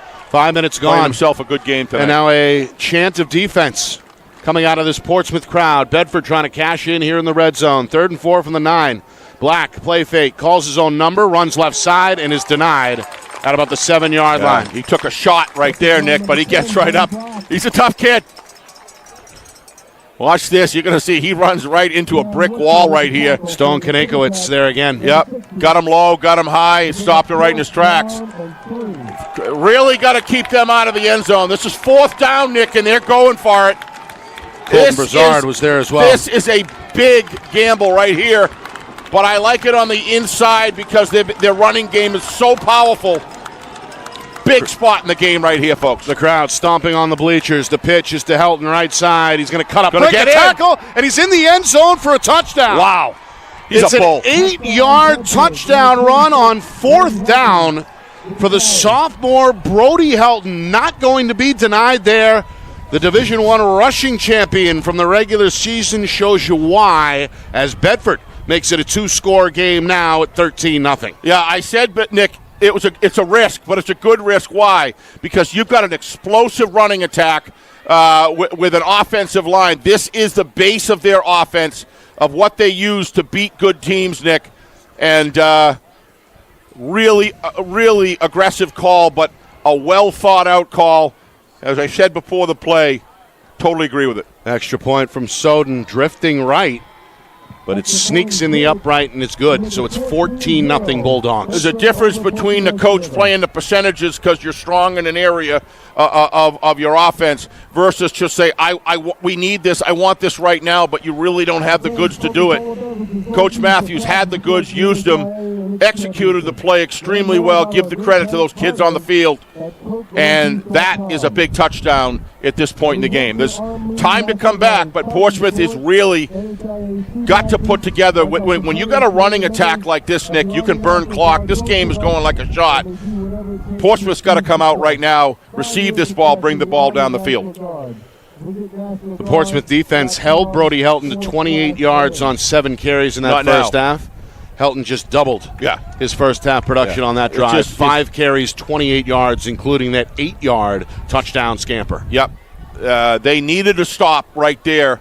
Would have changed the whole complexion of the game if they were able to stop at 7-0 and get the ball back. But when your team gets the ball given to them, or not given, but when they receive in the second half and they go down and score, Nick, and you've already got just a 7-0 lead, it certainly stretches out the crunch time in which the Clippers are going to have to respond here. Yeah, 14, obviously a different story than 7. Yeah, this especially midway through the third quarter. Exactly, Nick. This isn't a passing offense. Both of these guys, they can pass, but Soden with a high arcing kick off the tee. It's handled by, can't tell if that's Moss or Poe. Either way, they're going to be stifled at the 20-yard line. I believe Bedford it was Moss. Likes it was it. Moss. Bedford crowd likes it.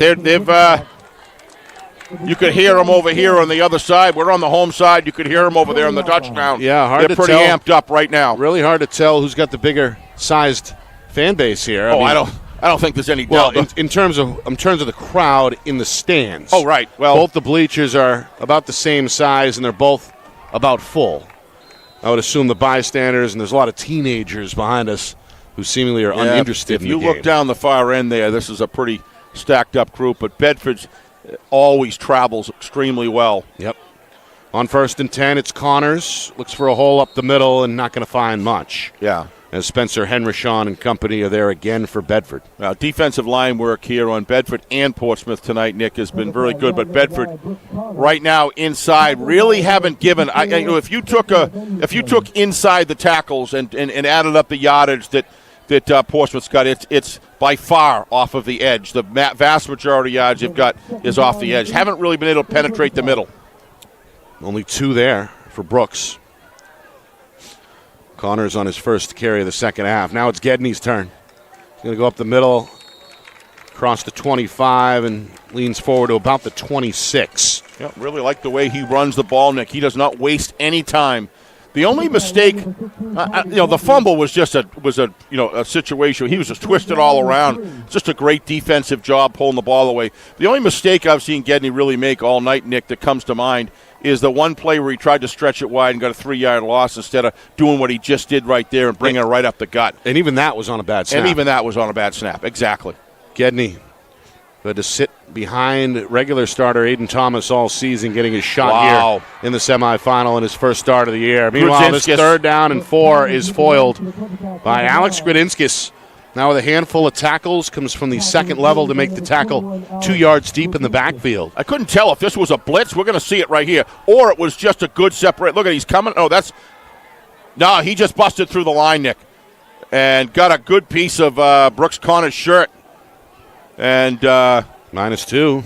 That young man's got a good grip. So 3rd and 4 becomes 4th and 6 as we move towards 4 minutes to go, third quarter. Portsmouth going to punt the football again. Great support after Gradinskis slowed it. The Brooks Connors down. Defense was right there. I got you back. Good job. So Husky is back on for his 3rd punt of the evening. Boots it away from the 13. It's going to bounce at midfield. That may have been a live ball. It goes out of bounds. May have touched one of the gunners for Portsmouth, but fortunately it goes out of bounds. And now Bedford is going to get great field position here. 1st and 10 at their own 47. I just really like the strategy that Coach Pafford's done here tonight. Yeah, that hit one of the return men. I'm sorry. When you kick it and you don't kick it to the receiver, it's away. The guys that are coming down and trying to block and coming back can't see it. And you'll see right there, they're coming back. They don't know where the ball is, and boom, it hits Bennett Matthews. Yep. And if it wasn't for a good bounce going Bedford's way, that ball was wide open for Portsmouth to pounce on. A fortunate bounce for Bedford. Absolutely. First and 10 now right? from their own 47. Stretch play for Rizzo. And there's the speed around the corner. Dragged down from behind by Bueno, but not before a big pickup of 7 to set up a 2nd down and 3 coming up. Jack is like a Jack Russell. He has no concept of his size. And he's just like a terrier, Nick. He don't give me the odds. Don't give me the, all the excuses of why I shouldn't get it done. He puts a lot on himself, and the way he cuts up field and gives Brody a lot of rest during the game, Nick. Not a lot, but enough rest that he needs, and he produces himself when he's on the field. That's his 2nd carry tonight. Meanwhile, play action, throw down the seam, Yeah, wide open. something else. For the touchdown is Luke Soden. It's good from 45 yards out, and Bedford starting to open it up here on the road. It's now 20-0 Bulldogs. And some of the crowd here on Portsmouth is getting up with their chairs and heading out. Little early for that, but you got to give Bedford credit, Nick. Danny Black, I mean, can you throw a better strike? Look at that ball right in the basket. And you got to get. This is what Bedford can do. You start coming up and expending resources towards the run, Nick, and then you can break out a passing attack like that. And this is where Danny Black is really. What mistake has Danny Black made all night? None. Every single decision that he makes is at the right time, and that's been the real growth of Danny since last year. Playing mistake-free football, setting his team up to win, and taking on the coach's mission from the sidelines, Nick, and just hitting it, whether he's running the ball, he's pitching it, whether he's passing it, whether he's doing out patterns, inside seams. He reads extremely well. He knows when his receivers have separation.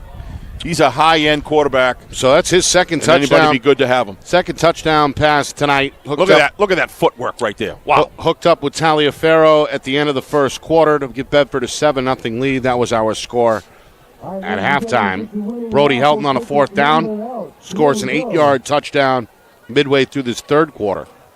And now with 3:23 remaining, it's Black to Luke Soden from 45 yards out. Extra point is good by the other Soden, and it's 21-0 Bedford Portsmouth now in a deep hole. Always remember, this is what happens to defenses in the third and fourth quarter when they've been working their heart out and the offense cannot move the sticks and it gets a 3-and-out and you got to punt the ball away. This is what happened. I mean, yes, they went up in the 14-0 drive, but what happened was the offense was not able to move the sticks even one time. And what happens is you just begin to feel like you're playing uphill, and then the opposition is playing downhill, and there you go. And Zach Matthews, give him a lot of credit the way that they handled that first drive to go up 14-0, Nick, where he was letting the defense set and then calling in second plays in response. That was a very, very solid drive. This one was just the allocation of resources against the running game against Bedford, and then Danny Black, you kind of forget what he's got in his holster, and he brings it out and fires on all cylinders, and here we are, 21-0. Of course, he's a 2-year starter. Yep. Led Bedford from behind to last year's state championship in a thriller 2-minute drill in a win over Londonderry. Meanwhile, a good return here. This is Moss over the 30 up to the 32, brought down by Gradinskis. And again, Portsmouth will have decent starting field position at their own 34-yard line, but they're going to have to get to work very quickly with just 3 minutes and change now remaining here in this third quarter. Well, needless to say, as we get further in the game, the critical nature of what has to happen every time they get the ball, Nick, just ramps itself up. I dare say with the ability that Bedford has to run the football and burn clock, they've got to answer here. And they've got to do something to turn the paradigm around and get some momentum back in their side of the football field again. Gedney on 1st and 10, runs right side. He's in trouble. Throws a forward pass. He's going to be lucky. It's ruled incomplete. Yeah, no flags there. Hit right away. Yeah. On a play to his right side, now 2nd and 10 coming up. Well, he did have a receiver about 5 yards away, and it looked to me like the ball possibly was tipped, which would negate it anyway. So let's see what happens when he comes out here. And that's Sheridan right in his face. Yeah, right in his face. So that's not never even got a chance to. Sheridan has played well tonight. Yes, he has. 4 tackles of pressure as we see there. A Ukika Final 10. Final 3. Final 3, excuse me. Yeah. Yep. Of course, that award will be announced next weekend. Screen pass on 2nd down. This is Emmanuel Poe. Going to find a seam, swims upstream across the 40, up to the 45-yard line, and that is a gain of 11 in the first down. I thought the final 3 was Mishad, Miles, and Bright. And J.J. Bright. Yep. Not Sheridan. Oh, you're right. I'm sorry. I was talking about Sheridan. Yep. Yeah. No, you were right. He was in the top 10. Top 10. Yep. The finalists, as you mentioned, Caden Michaud of Pinkerton, Ty Miles of Londonderry. They'll face each other tomorrow, of course. Clippers move the sticks here. And J.J. Bright of Souhagen. Up the middle on 1st and 10. Connors is wrestled down by Sheridan. but gained 4 yards. Give him the forward progress to his own 49-yard line and a gain of 4. Yeah, at this point, it's about getting every play that you want on the field. Don't worry about the clock, because what you need to get that goose egg off the board, get 7, and then try to get a second touchdown and and hold off on defense. It's a long, high expectation against this Bedford team, but they got to do what they need to do right now first. Here's a blitz up the middle. They're going to roll out the quarterback. Sidearm throw. Is that picked? Soden ended up with the football. There's a flag down. There's also a late flag at the line of scrimmage. Soden is still down in the Portsmouth bench. They say no interception, didn't have the feet down, but again, a late flag is thrown. Yeah, Soden looks like his right leg. He's looking for help to come on.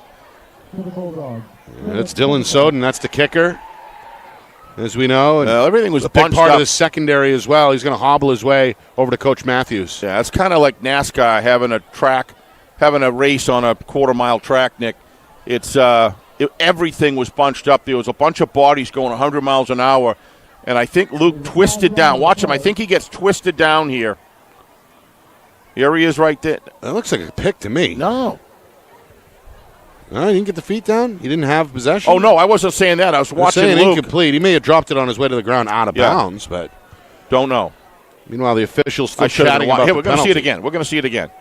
He got the feet, but I don't know if he had the handle on the pick here. Kind of traps it. Look to me. If he clearly was inbounds with both feet. The question is, did he have possession? Right. Yeah, and I don't know if that's what the call was. I assume that's what the call, but he definitely had what appeared to me both feet in when he made contact with the ball with his hands. However, the officials rule it incomplete, and there's an ineligible man downfield against Portsmouth that's going to cost them 5 yards here. Yep. So another Clipper penalty, but it's their second of the second half, and that runs their total up to now 7 for 50 yards. Did they lose their down? No, second down. Yeah, it was 2nd and 5. It was now second, yeah. Now it's 2nd and 10. Yeah. With just over 2 minutes to go here in this third quarter. Bedford with a 21-0 lead, 14 of those points coming here since halftime. Coach Matthews calling aggressively a signal. Whoa. Gedney ran a reverse course, is met at the line and dropped after just a yard gained by Spencer Hendershon, who's starting to pile up some plays. Yeah. How about the speed that Spencer Hendershon? Look at, he's a big guy. 6'4". And 6'4", and really built as a defensive lineman. How about that? Oh, look at that speed, and that. Headley is not slow by any stretch. He's a pretty speedy guy. Watch this job. He comes back. Look at that.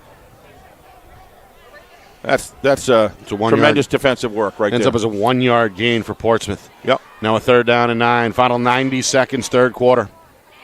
Gedney, screen pass. They swing it near side. It's Poe trying to make a man miss. And he's got a first down. And he's going to fight his way into Bedford territory. First down. And move the sticks after a gain of 10.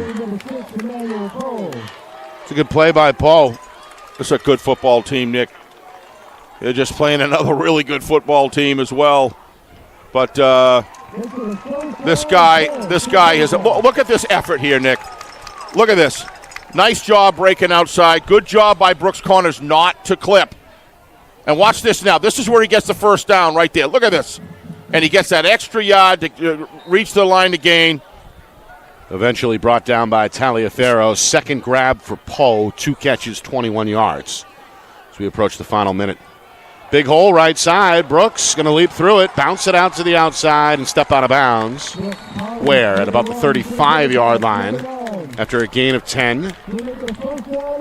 Again, very close to a first down. Don't underestimate what's going on here with these gains, Nick. They're getting out of bounds on a consistent basis. Right. That's why there's a minute 6 still left in the third quarter. This would have been long over if these runs weren't stopping the clock. So if they can go down and score here,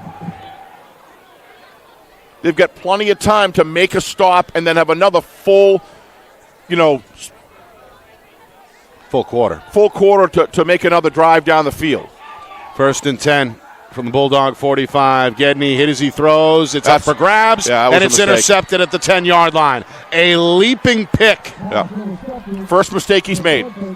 That's a good play by Peter Suazo, the 6-foot junior, able to elevate in a crowd to come away with Bedford's third takeaway. Yeah, I mean, you're driving the ball down the football field, Nick, and you're pretty much ripping large chunks of yardage, and then you throw that pass. You are not supposed to throw that pass unless you've got complete separation. If you look, he had a guy, he had number 2 open. He threw it to the wrong receiver.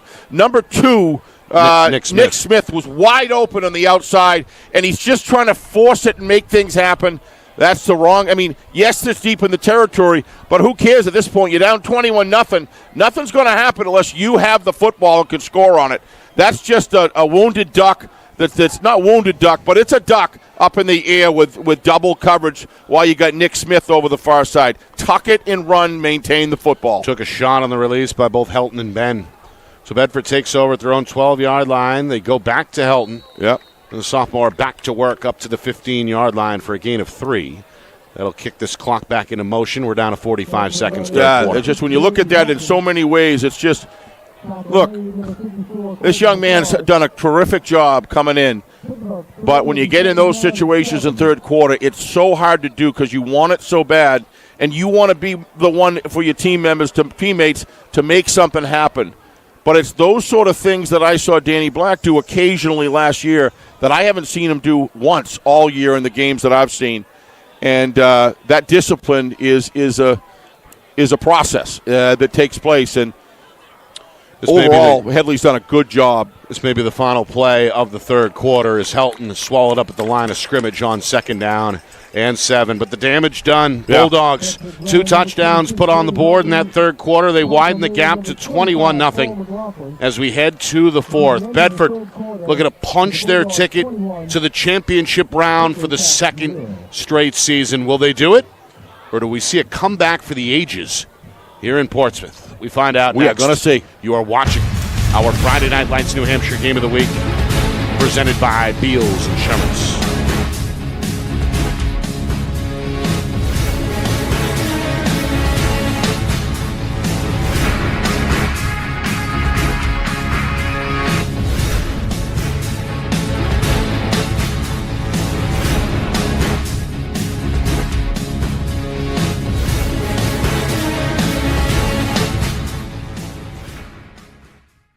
Our broadcast today, as it always is brought to you by Beals Insurance Agency, with locations now in both Bedford and Londonderry. Whether you need home, auto, or business insurance, Beals Insurance will get you both the price and quality coverage that's right for you. Just call 603-471-9999 or visit BealsInsurance.com to request a free quote and start saving money today. Again, that's BealsInsurance.com.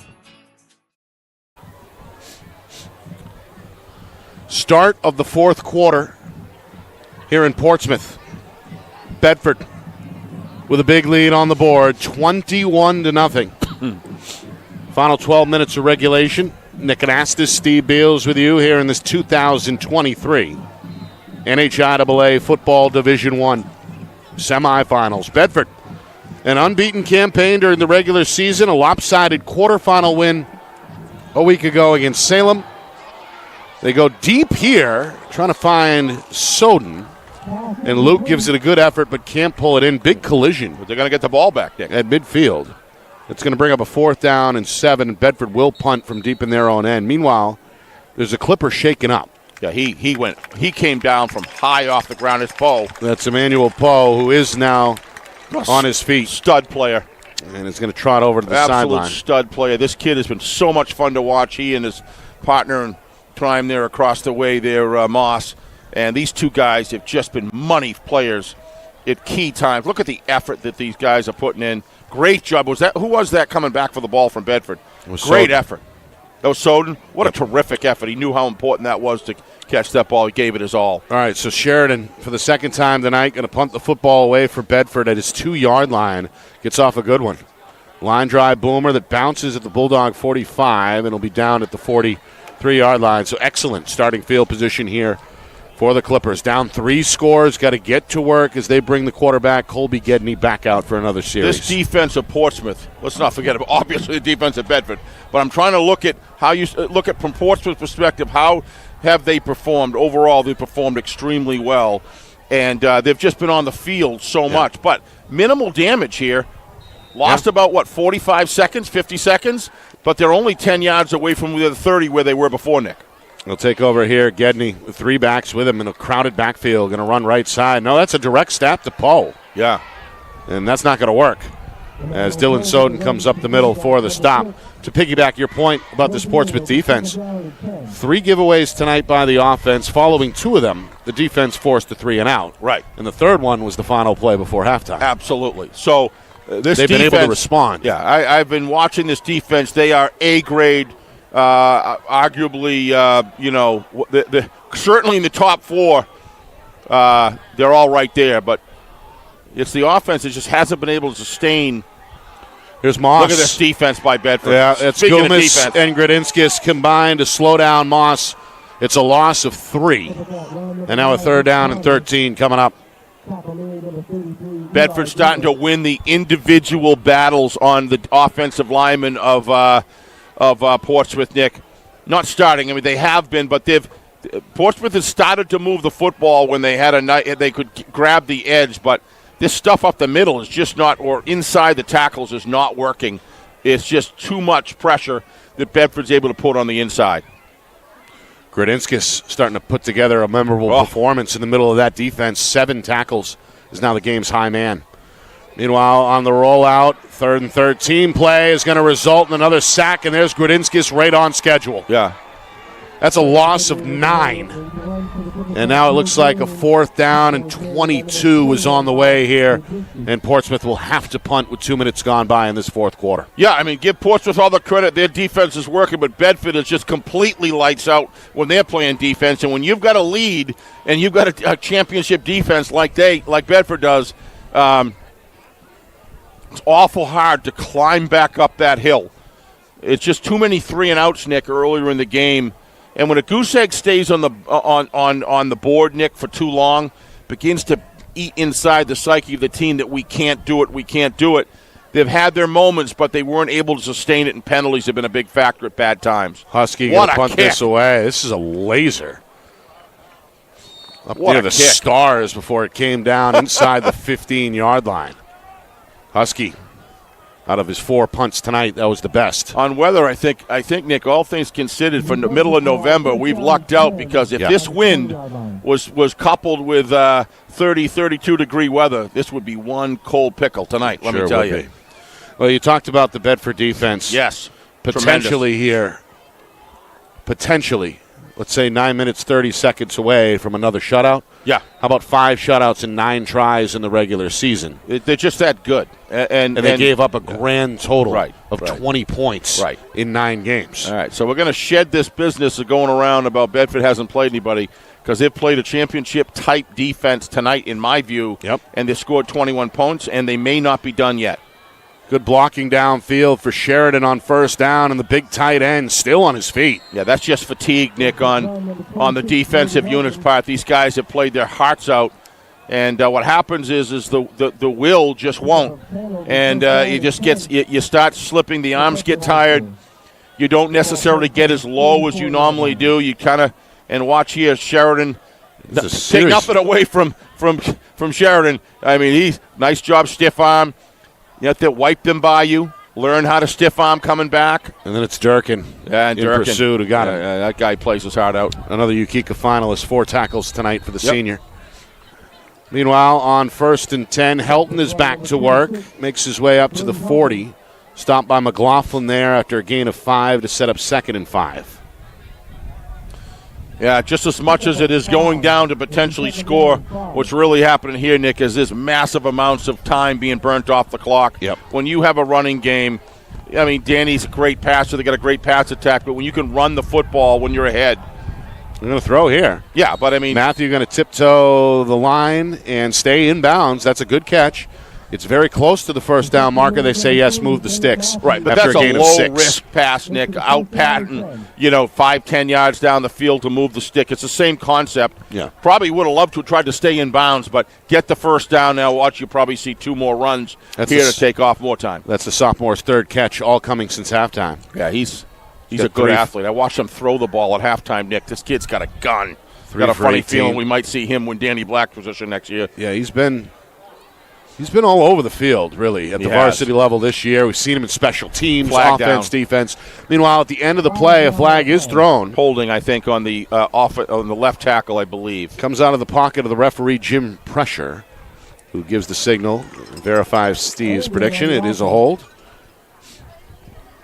And Bedford guilty of that now 3 times tonight. Well, he knew his responsibility, and he was his defensive player that he was going against had an outside position, and you can't see it there, but just kind of held him so he couldn't get outside. But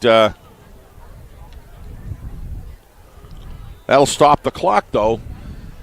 You know, if this game was 14-0, it does change, but until you can get down and actually put it across the goal line, nothing really matters, right? I mean, you got to be able to sustain a drive and get it in. They had their opportunities, but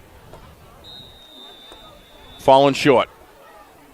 So 1st and 20. This defensive stamina, Portsmouth, to hang in here has been tremendous. Now the clock will continue to run. Yep. As we move towards 4 minutes gone by, 4th quarter. Black back to the air, nice over pass. the middle. Here's Luke Soden going to trot, now turn on the Jets. Wow, Get back to the original line of scrimmage before he steps out of bounds at the Bulldog 46. Watch this fake by Luke Soden. He fakes his shoulder inside. Watch what happened. Nice pass, Danny. Right there. Watch the fake inside. Whoop. Whoop. Look. I'm going inside. Now I'm going to beat you. Look at that. Soden with an interception tonight. Great athlete on the basketball court as well, as we know. Yeah, that's his 2nd catch. He's got 2 for 21 yards unofficially. Back to the sideline, and there's Bennett Matthews again. It's just surgical work right here. How about Danny Black throwing these bullets right on the money? The timing is there, and it's an 8-yard pickup. What was a 1st and 20 is now 3rd and 3.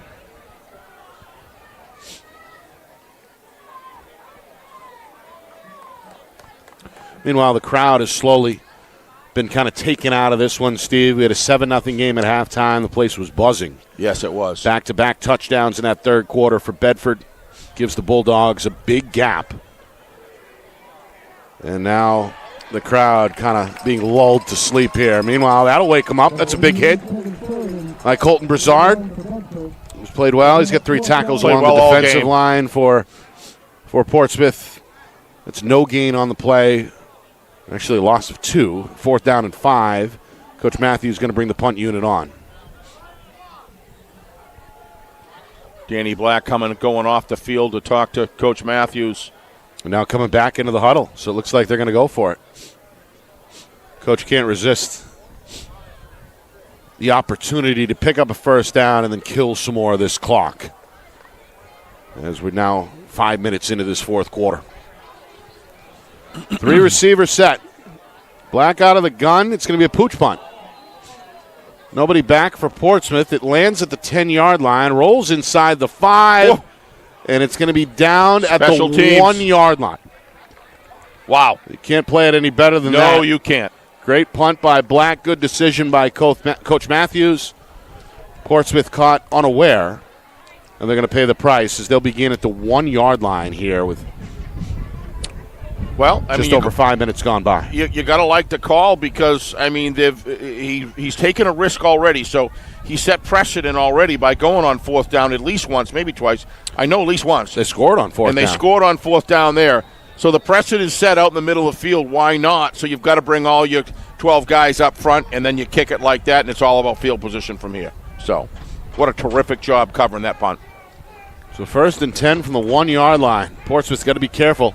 Operating out of their own end zone. They go on the ground. They go right side. Ball may have come loose. Bedford says they have it. The officials agree. Yep. Wow. That is the 2nd takeaway via fumble. 2nd fumble recovery by this Bulldog defense. They pair that with 2 interceptions. All in all, if my West High math is correct, that's 4 takeaways tonight. Rains, it pours. It looked to me like that was Kevin Sheridan. Watch him. I think Kevin Sheridan yanks it out from behind. Watch this. He's got a hold of him. What's he do? He reaches in and he pulls the ball out. What a heads-up play. You know, Nick, he has proved to me that he at least deserves to be in the top 10 Yukika At group. least. He the things that he does in all phases of the game, really, you can be confident that with him by your side, he's one of those guys you'd love to have in a foxhole with you. He's got a great shot of Danny Black there. Hand off to Matthews on an east-west run, goes nowhere as the plot was foiled by Poe. A good tackle there. Yeah. In the backfield. So Bedford loses about 5 yards there.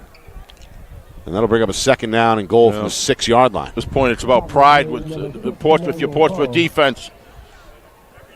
You mentioned Sheridan tonight unofficially, Steve. 5 tackles, a forced fumble on defense, and 3 carries for 22 yards on offense. Yeah, but how much more does number 88 do besides what it shows on the stat sheet in those games? Sometimes he blows the stats off the charts. Other times he's always a factor, but you don't realize it's the intangible things that he does in the game, the blocks that he gives. I mean, the supporting tackle that he gives, the idea of pushing a guy outside, but yet his cornerback comes in and he provides him an opportunity to make the stick. I mean, he just does a bunch of little things that without him, you're just not the same football team. And as you like to say, how many of the opponent's resources are dedicated towards big number 88. Right. I mean, you go back to the old all the best generals in history, and Americans had some great generals, obviously. How they allocate their resources and how they manage those resources are critical. So when you get a battalion or an individual like Sheridan that can demand so many resources, what it does, it allows everybody around you to play better because they've got less resources against them. Timeout on the field here. It comes at the midway point of this fourth quarter. Bedford on their opening drive late in the first quarter.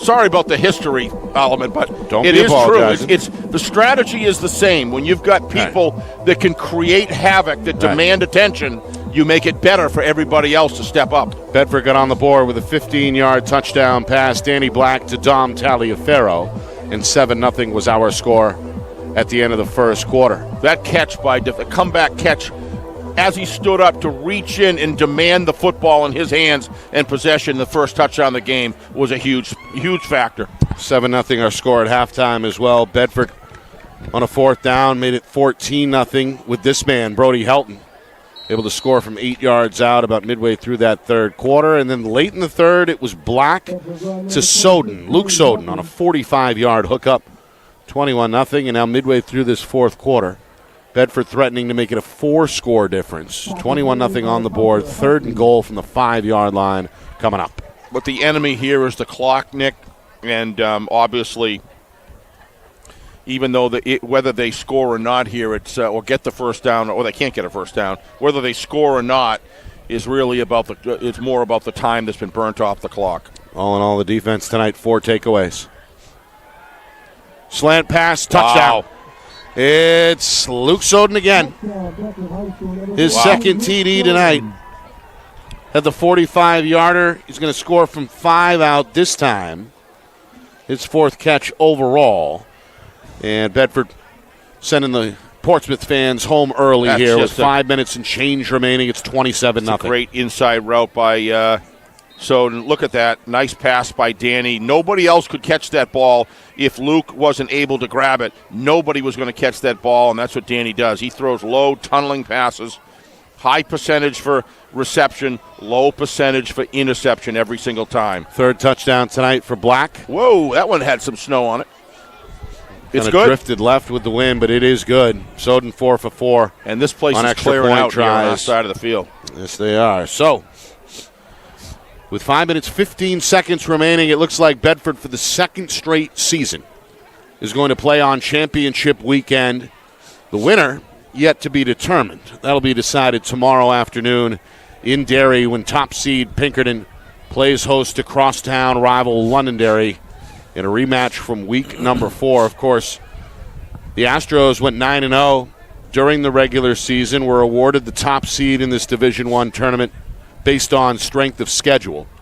Londonderry not far behind. Their only loss was to Pinkerton back in week number 4 by a final score of 24 4 points to 20. Separate. Sure, Coach Lozon has been grinding his teeth ever since. Itching for a rematch. I've been kind of looking for him and Coach O'Reilly or his staff, and I haven't seen any of them tonight. So all focus as both of those coaches play. That's how they play the game. It's who do you got this week, and they're all focused on that. I thought it was funny last night. Coach O'Reilly says, "I haven't seen Bedford, I haven't seen any film." Well, he knew we didn't play them, so he's going to focus every week on who he's got. Yeah. And 1 week at a time. That's absolutely. That's the moment. That's the reality. Meanwhile, look out. We got an onside kick here, a short kick that catches Portsmouth by surprise. It goes 10 yards. Bedford recovers off the bounce, and the Bulldog offense is going to come out 1st and 10 at the Clipper 43-yard line. Yeah, you got to be ready here for that. Any situation. You got to admire the timing of this, Nick, from the standpoint of element of surprise. Nobody was expecting that. And some of the Portsmouth fans not how about happy. Jack Rizzo tonight? Step right, Johnny on the spot. Real classy. So Portsmouth really between a rock and a hard place now, trailing at 28-0. As Bedford threatening to tack on some more points with the starters still on the field. Really been a rarity for Bedford starters to play 4 quarters, Steve. Yes, it has. As we know, they've blown out several opponents where the starters are done by halftime. Yep. This was a 7-0 game at the break. Bedford scores 2 touchdowns in the third quarter, another a moment ago, and now back to work on offense with Kevin Sheridan. Doesn't look to me picking up 3 yards to set up a 2nd and 7. Doesn't look to me, Nick, like Bedford's going to take their foot off the gas by any stretch here. They are going for the jugular. It's already 28-0, 4:48, and they're just continuing to go. Now they're going to slow it down a little bit. Yeah. And try to maximize the play clock as we're inside of 5 minutes to go. This So offense no hurry has here. been flawless. Really, Nick, this offense has been They flawless. had the 1 turnover back in the second quarter on a short pass that was picked off by one of the Portsmouth defensive linemen. Yep. I think that was they moved the sticks again. That was Fletcher Miles on the interception for Portsmouth. That's their only takeaway defensively. Yeah. And again, Bedford winning the turnover battle by a count of 4-1. 4-1, and meanwhile, Helton going to pick up a first down there. 3-1 when it really meant something, but still, that's still a huge advantage. Helton going to get 8 there to move the sticks. But when Bedford needed an offensive drive that was working, it's a long, time-consuming offensive drive. They got it. Quick pass, incomplete. Trying to find Matthews. Sophomore took a pretty good shot. Yep. Coverage there from Nick Smith, the senior. Throw may have been a little behind him. He looks like he had to reach back. He was kind of in a, still a catchable ball, but when you covered there, you're getting in the, that ball was tipped. I think Bueno got a hand on it. Bueno got a hand on that, I'm pretty sure. 2nd down and 10. The clock stopped with 4:15 now remaining. Well, I think Coach Matthews just wants to take this time to get as much real game time reps for his team as he can. Right. With now 8 days between tonight and next weekend's Saturday championship game. This one is dropped. Pulled in initially by Taliaferro along the sideline, but he could not maintain control. Danny Black brings up 3rd and 10. Sorry, Nick. Danny Black's mechanics are just outstanding. Watch this. He sets his feet. This is where you really define an arm strength of a quarterback, is when he throws it to the opposite direction. Look at that ball. Never goes more than 10 feet off the ground, and it's just the velocity that it has on it just fakes out the defenders. There's just no time to recover. Excuse me.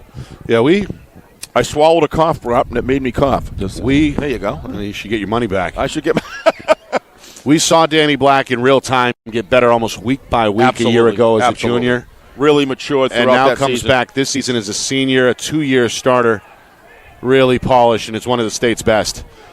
Going to find Taliaferro here on a wide receiver screen. It doesn't go very far, down to the 30-yard line to pick up a 4, and that will bring up a 4th down. That's because number 60, Cameron Worcester, was right there, Johnny on the spot. That's just a great fill there. They had a block that allowed him to run inside seam, and he read that ball. This defense, I don't care if it's 28-0, Nick. I can see this is a solid defense that they've put together all year. But with no offensive production, I mean, this is what happens. But there's a lot of good plays that have been executed here. This is really the lack of offensive time of possession has got to be, 3-1 here, right? Especially in the second half. Yeah. Oh, yeah. Play fake on 4th and 7. Black trying to escape the pocket to his left and runs out of real estate. Going to get tripped up, and then is knocked down along the sideline. No gain. Turnover on downs. Portsmouth will get the ball back here with 3:13 remaining. Yeah, Danny Black's speed has really impressed me, Nick. He's faster even than he was last year.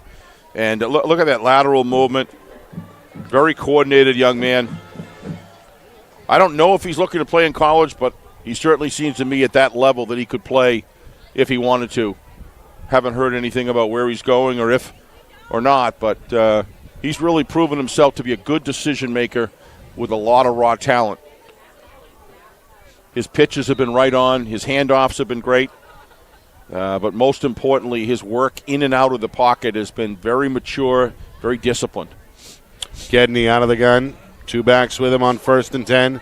Hands to Connors. Tries to escape right side. And he's lucky to get back to the line of scrimmage. Looks like 5 different players there. Jack Rizzo, Goombas. Pick a jersey. They're there as Bedford has been swarming on defense all night tonight. Potentially on their way to a 6th shutout when you combine both the regular season and this postseason tournament. Well, if you're going to focus on strictly a swarming defense, Nick, all 4 of these defenses are built that way. That's why they're 1, 2, 3, and 4. But specifically Bedford, Londonderry, and Pinkerton. This one is deep. It is tipped, and then it's picked off. Luke Soden. Little tip drill there. Got a hand on it, then yanked it in with one hand. That is the 5th takeaway tonight for Bedford, their 3rd interception. And the Bulldogs will take over. However, there's a Clipper player down at the Bulldog 40-yard line. Is that single digit? Is that Poe? But what a night for Luke Soden. 2 touchdowns on offense. Yes, Poe. And now 2 interceptions on defense. Yeah, and, there's a disciplined football player that doesn't run the ball back. Why create injury? Why create anything? He just downs it and lets his offense get back on the field and run the clock out. So, meanwhile, Poe is on his feet trying to take his helmet off here. He's played tough tonight. He was shaken up earlier in the second half. You can see he's in some pain here as he comes to the sideline. As you said earlier, Steve, the senior has been a big part of this program and showing some emotion here now on the sideline. He's expended everything he's had, Nick, in this game today. Everything. Bedford takes over. Brody Helton going to jog to the left side and then get dropped after a 2-yard gain. Durkin, no, that was Worcester there for his 3rd tackle. 2-yard pickup, sets up 2nd and 8, but more importantly, this clock continues to tick down towards the 2-minute mark. Coming up after the game, full recap, stats, highlights, analysis, a look ahead to tomorrow's big showdown between Pinkerton and Londonderry as well. So don't go anywhere. That's all coming up after the game. It's hard, Nick, to look at the emotion on the sidelines of this Portsmouth Clipper team. Nick, you can't tell them right now what a wonderful season that they've had, because it's just very difficult. You want everybody that plays with this kind of passion to succeed, but somebody's got to lose. And Helton stopped in the hole left side. 2nd and 8 becomes 3rd and 8. Another tackle there for Worcester. And we're down to the final minute 20. I say 2 phases of the game Portsmouth has played outstanding. And I think that the offensive set has just been a situation where it couldn't compete, and that's where Bedford was able to kind of control the game offensively, be mistake-free pretty much, virtually mistake-free. And here we are with a 28-0 score. And but the amount of plays and the amount of time of possession that Bedford has had offensively on the field, and given the amount of points that are scored by Bedford whenever they have that offensive advantage, throughout the year, it just shows you Portsmouth defense is for real, Nick. They are a solid defense, but Bedford just has played all three phases stellar. Timeout, Bedford. Our broadcast tonight brought to you by Beals Insurance.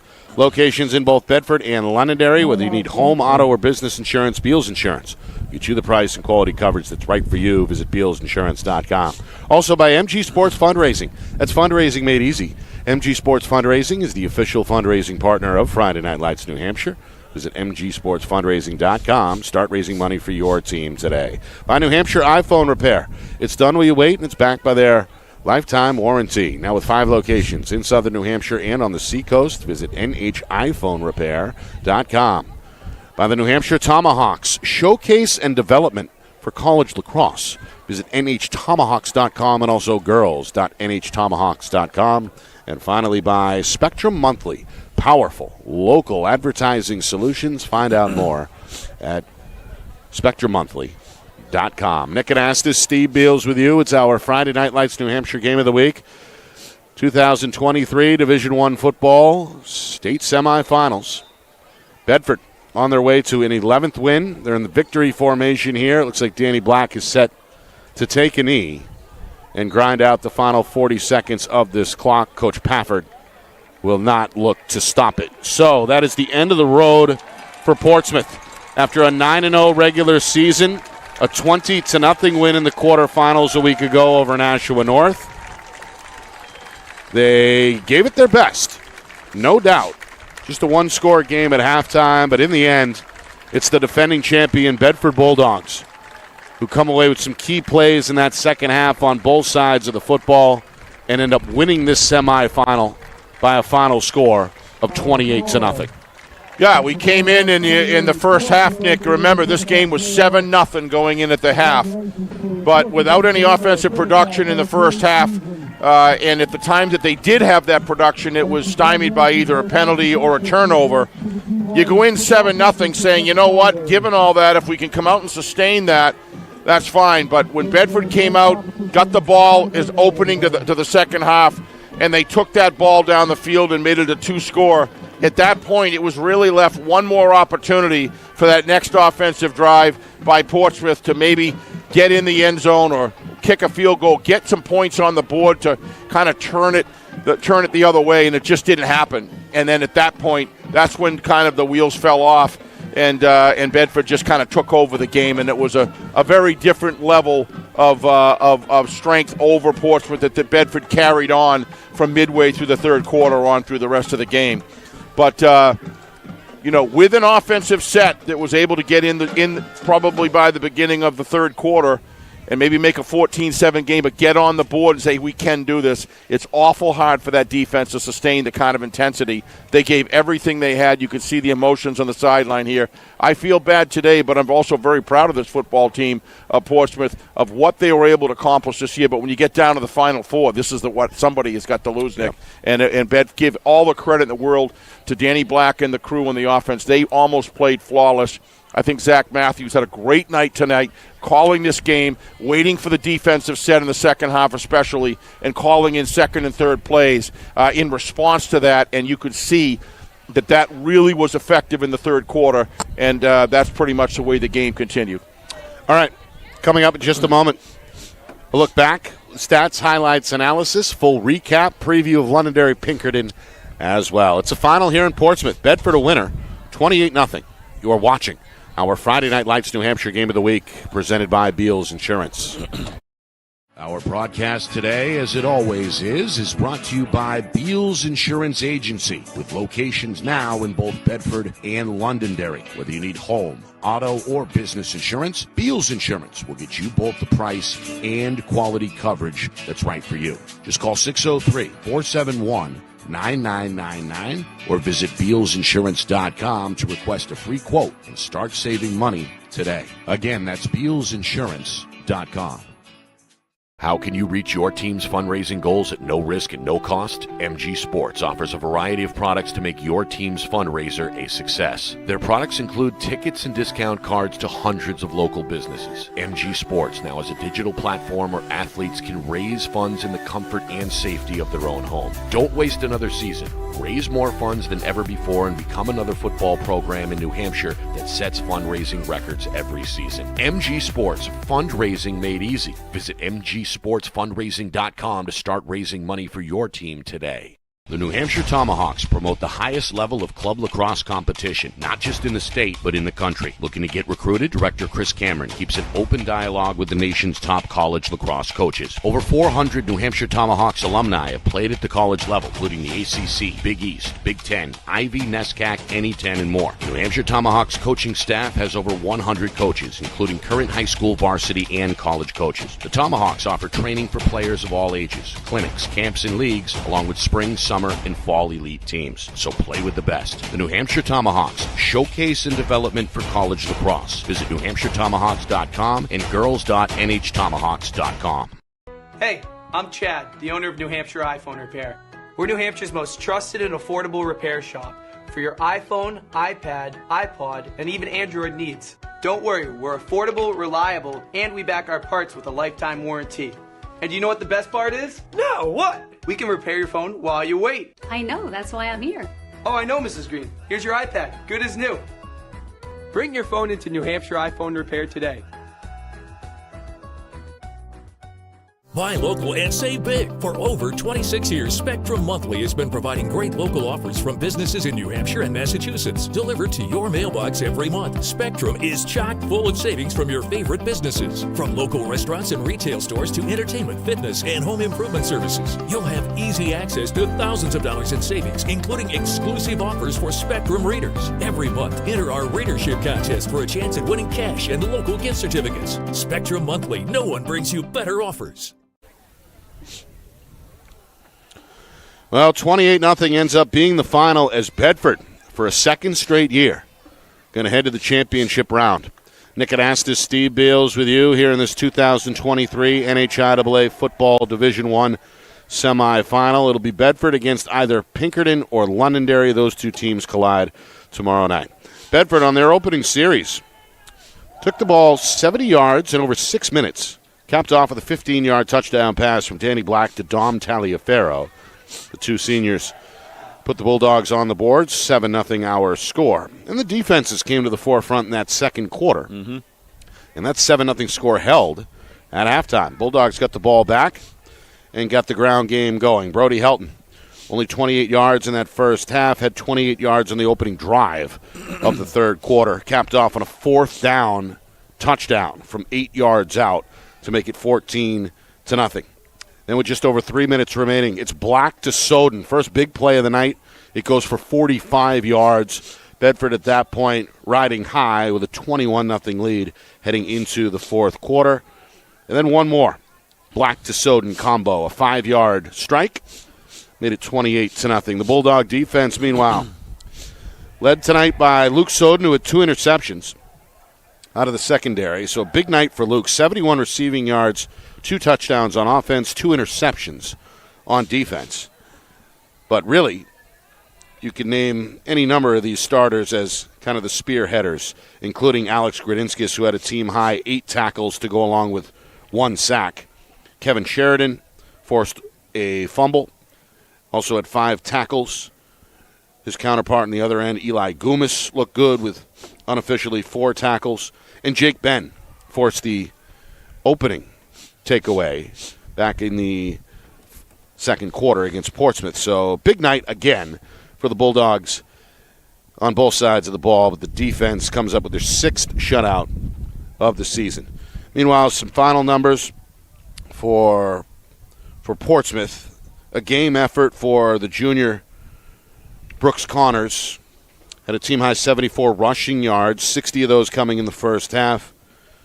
On defense, Connors with 4 tackles, McLaughlin with 4 tackles as well. We saw an interception from Fletcher Miles late in that second quarter. So Portsmouth, great season. One of their best in in a while. So you can see Coach Pafford talking to the seniors down there.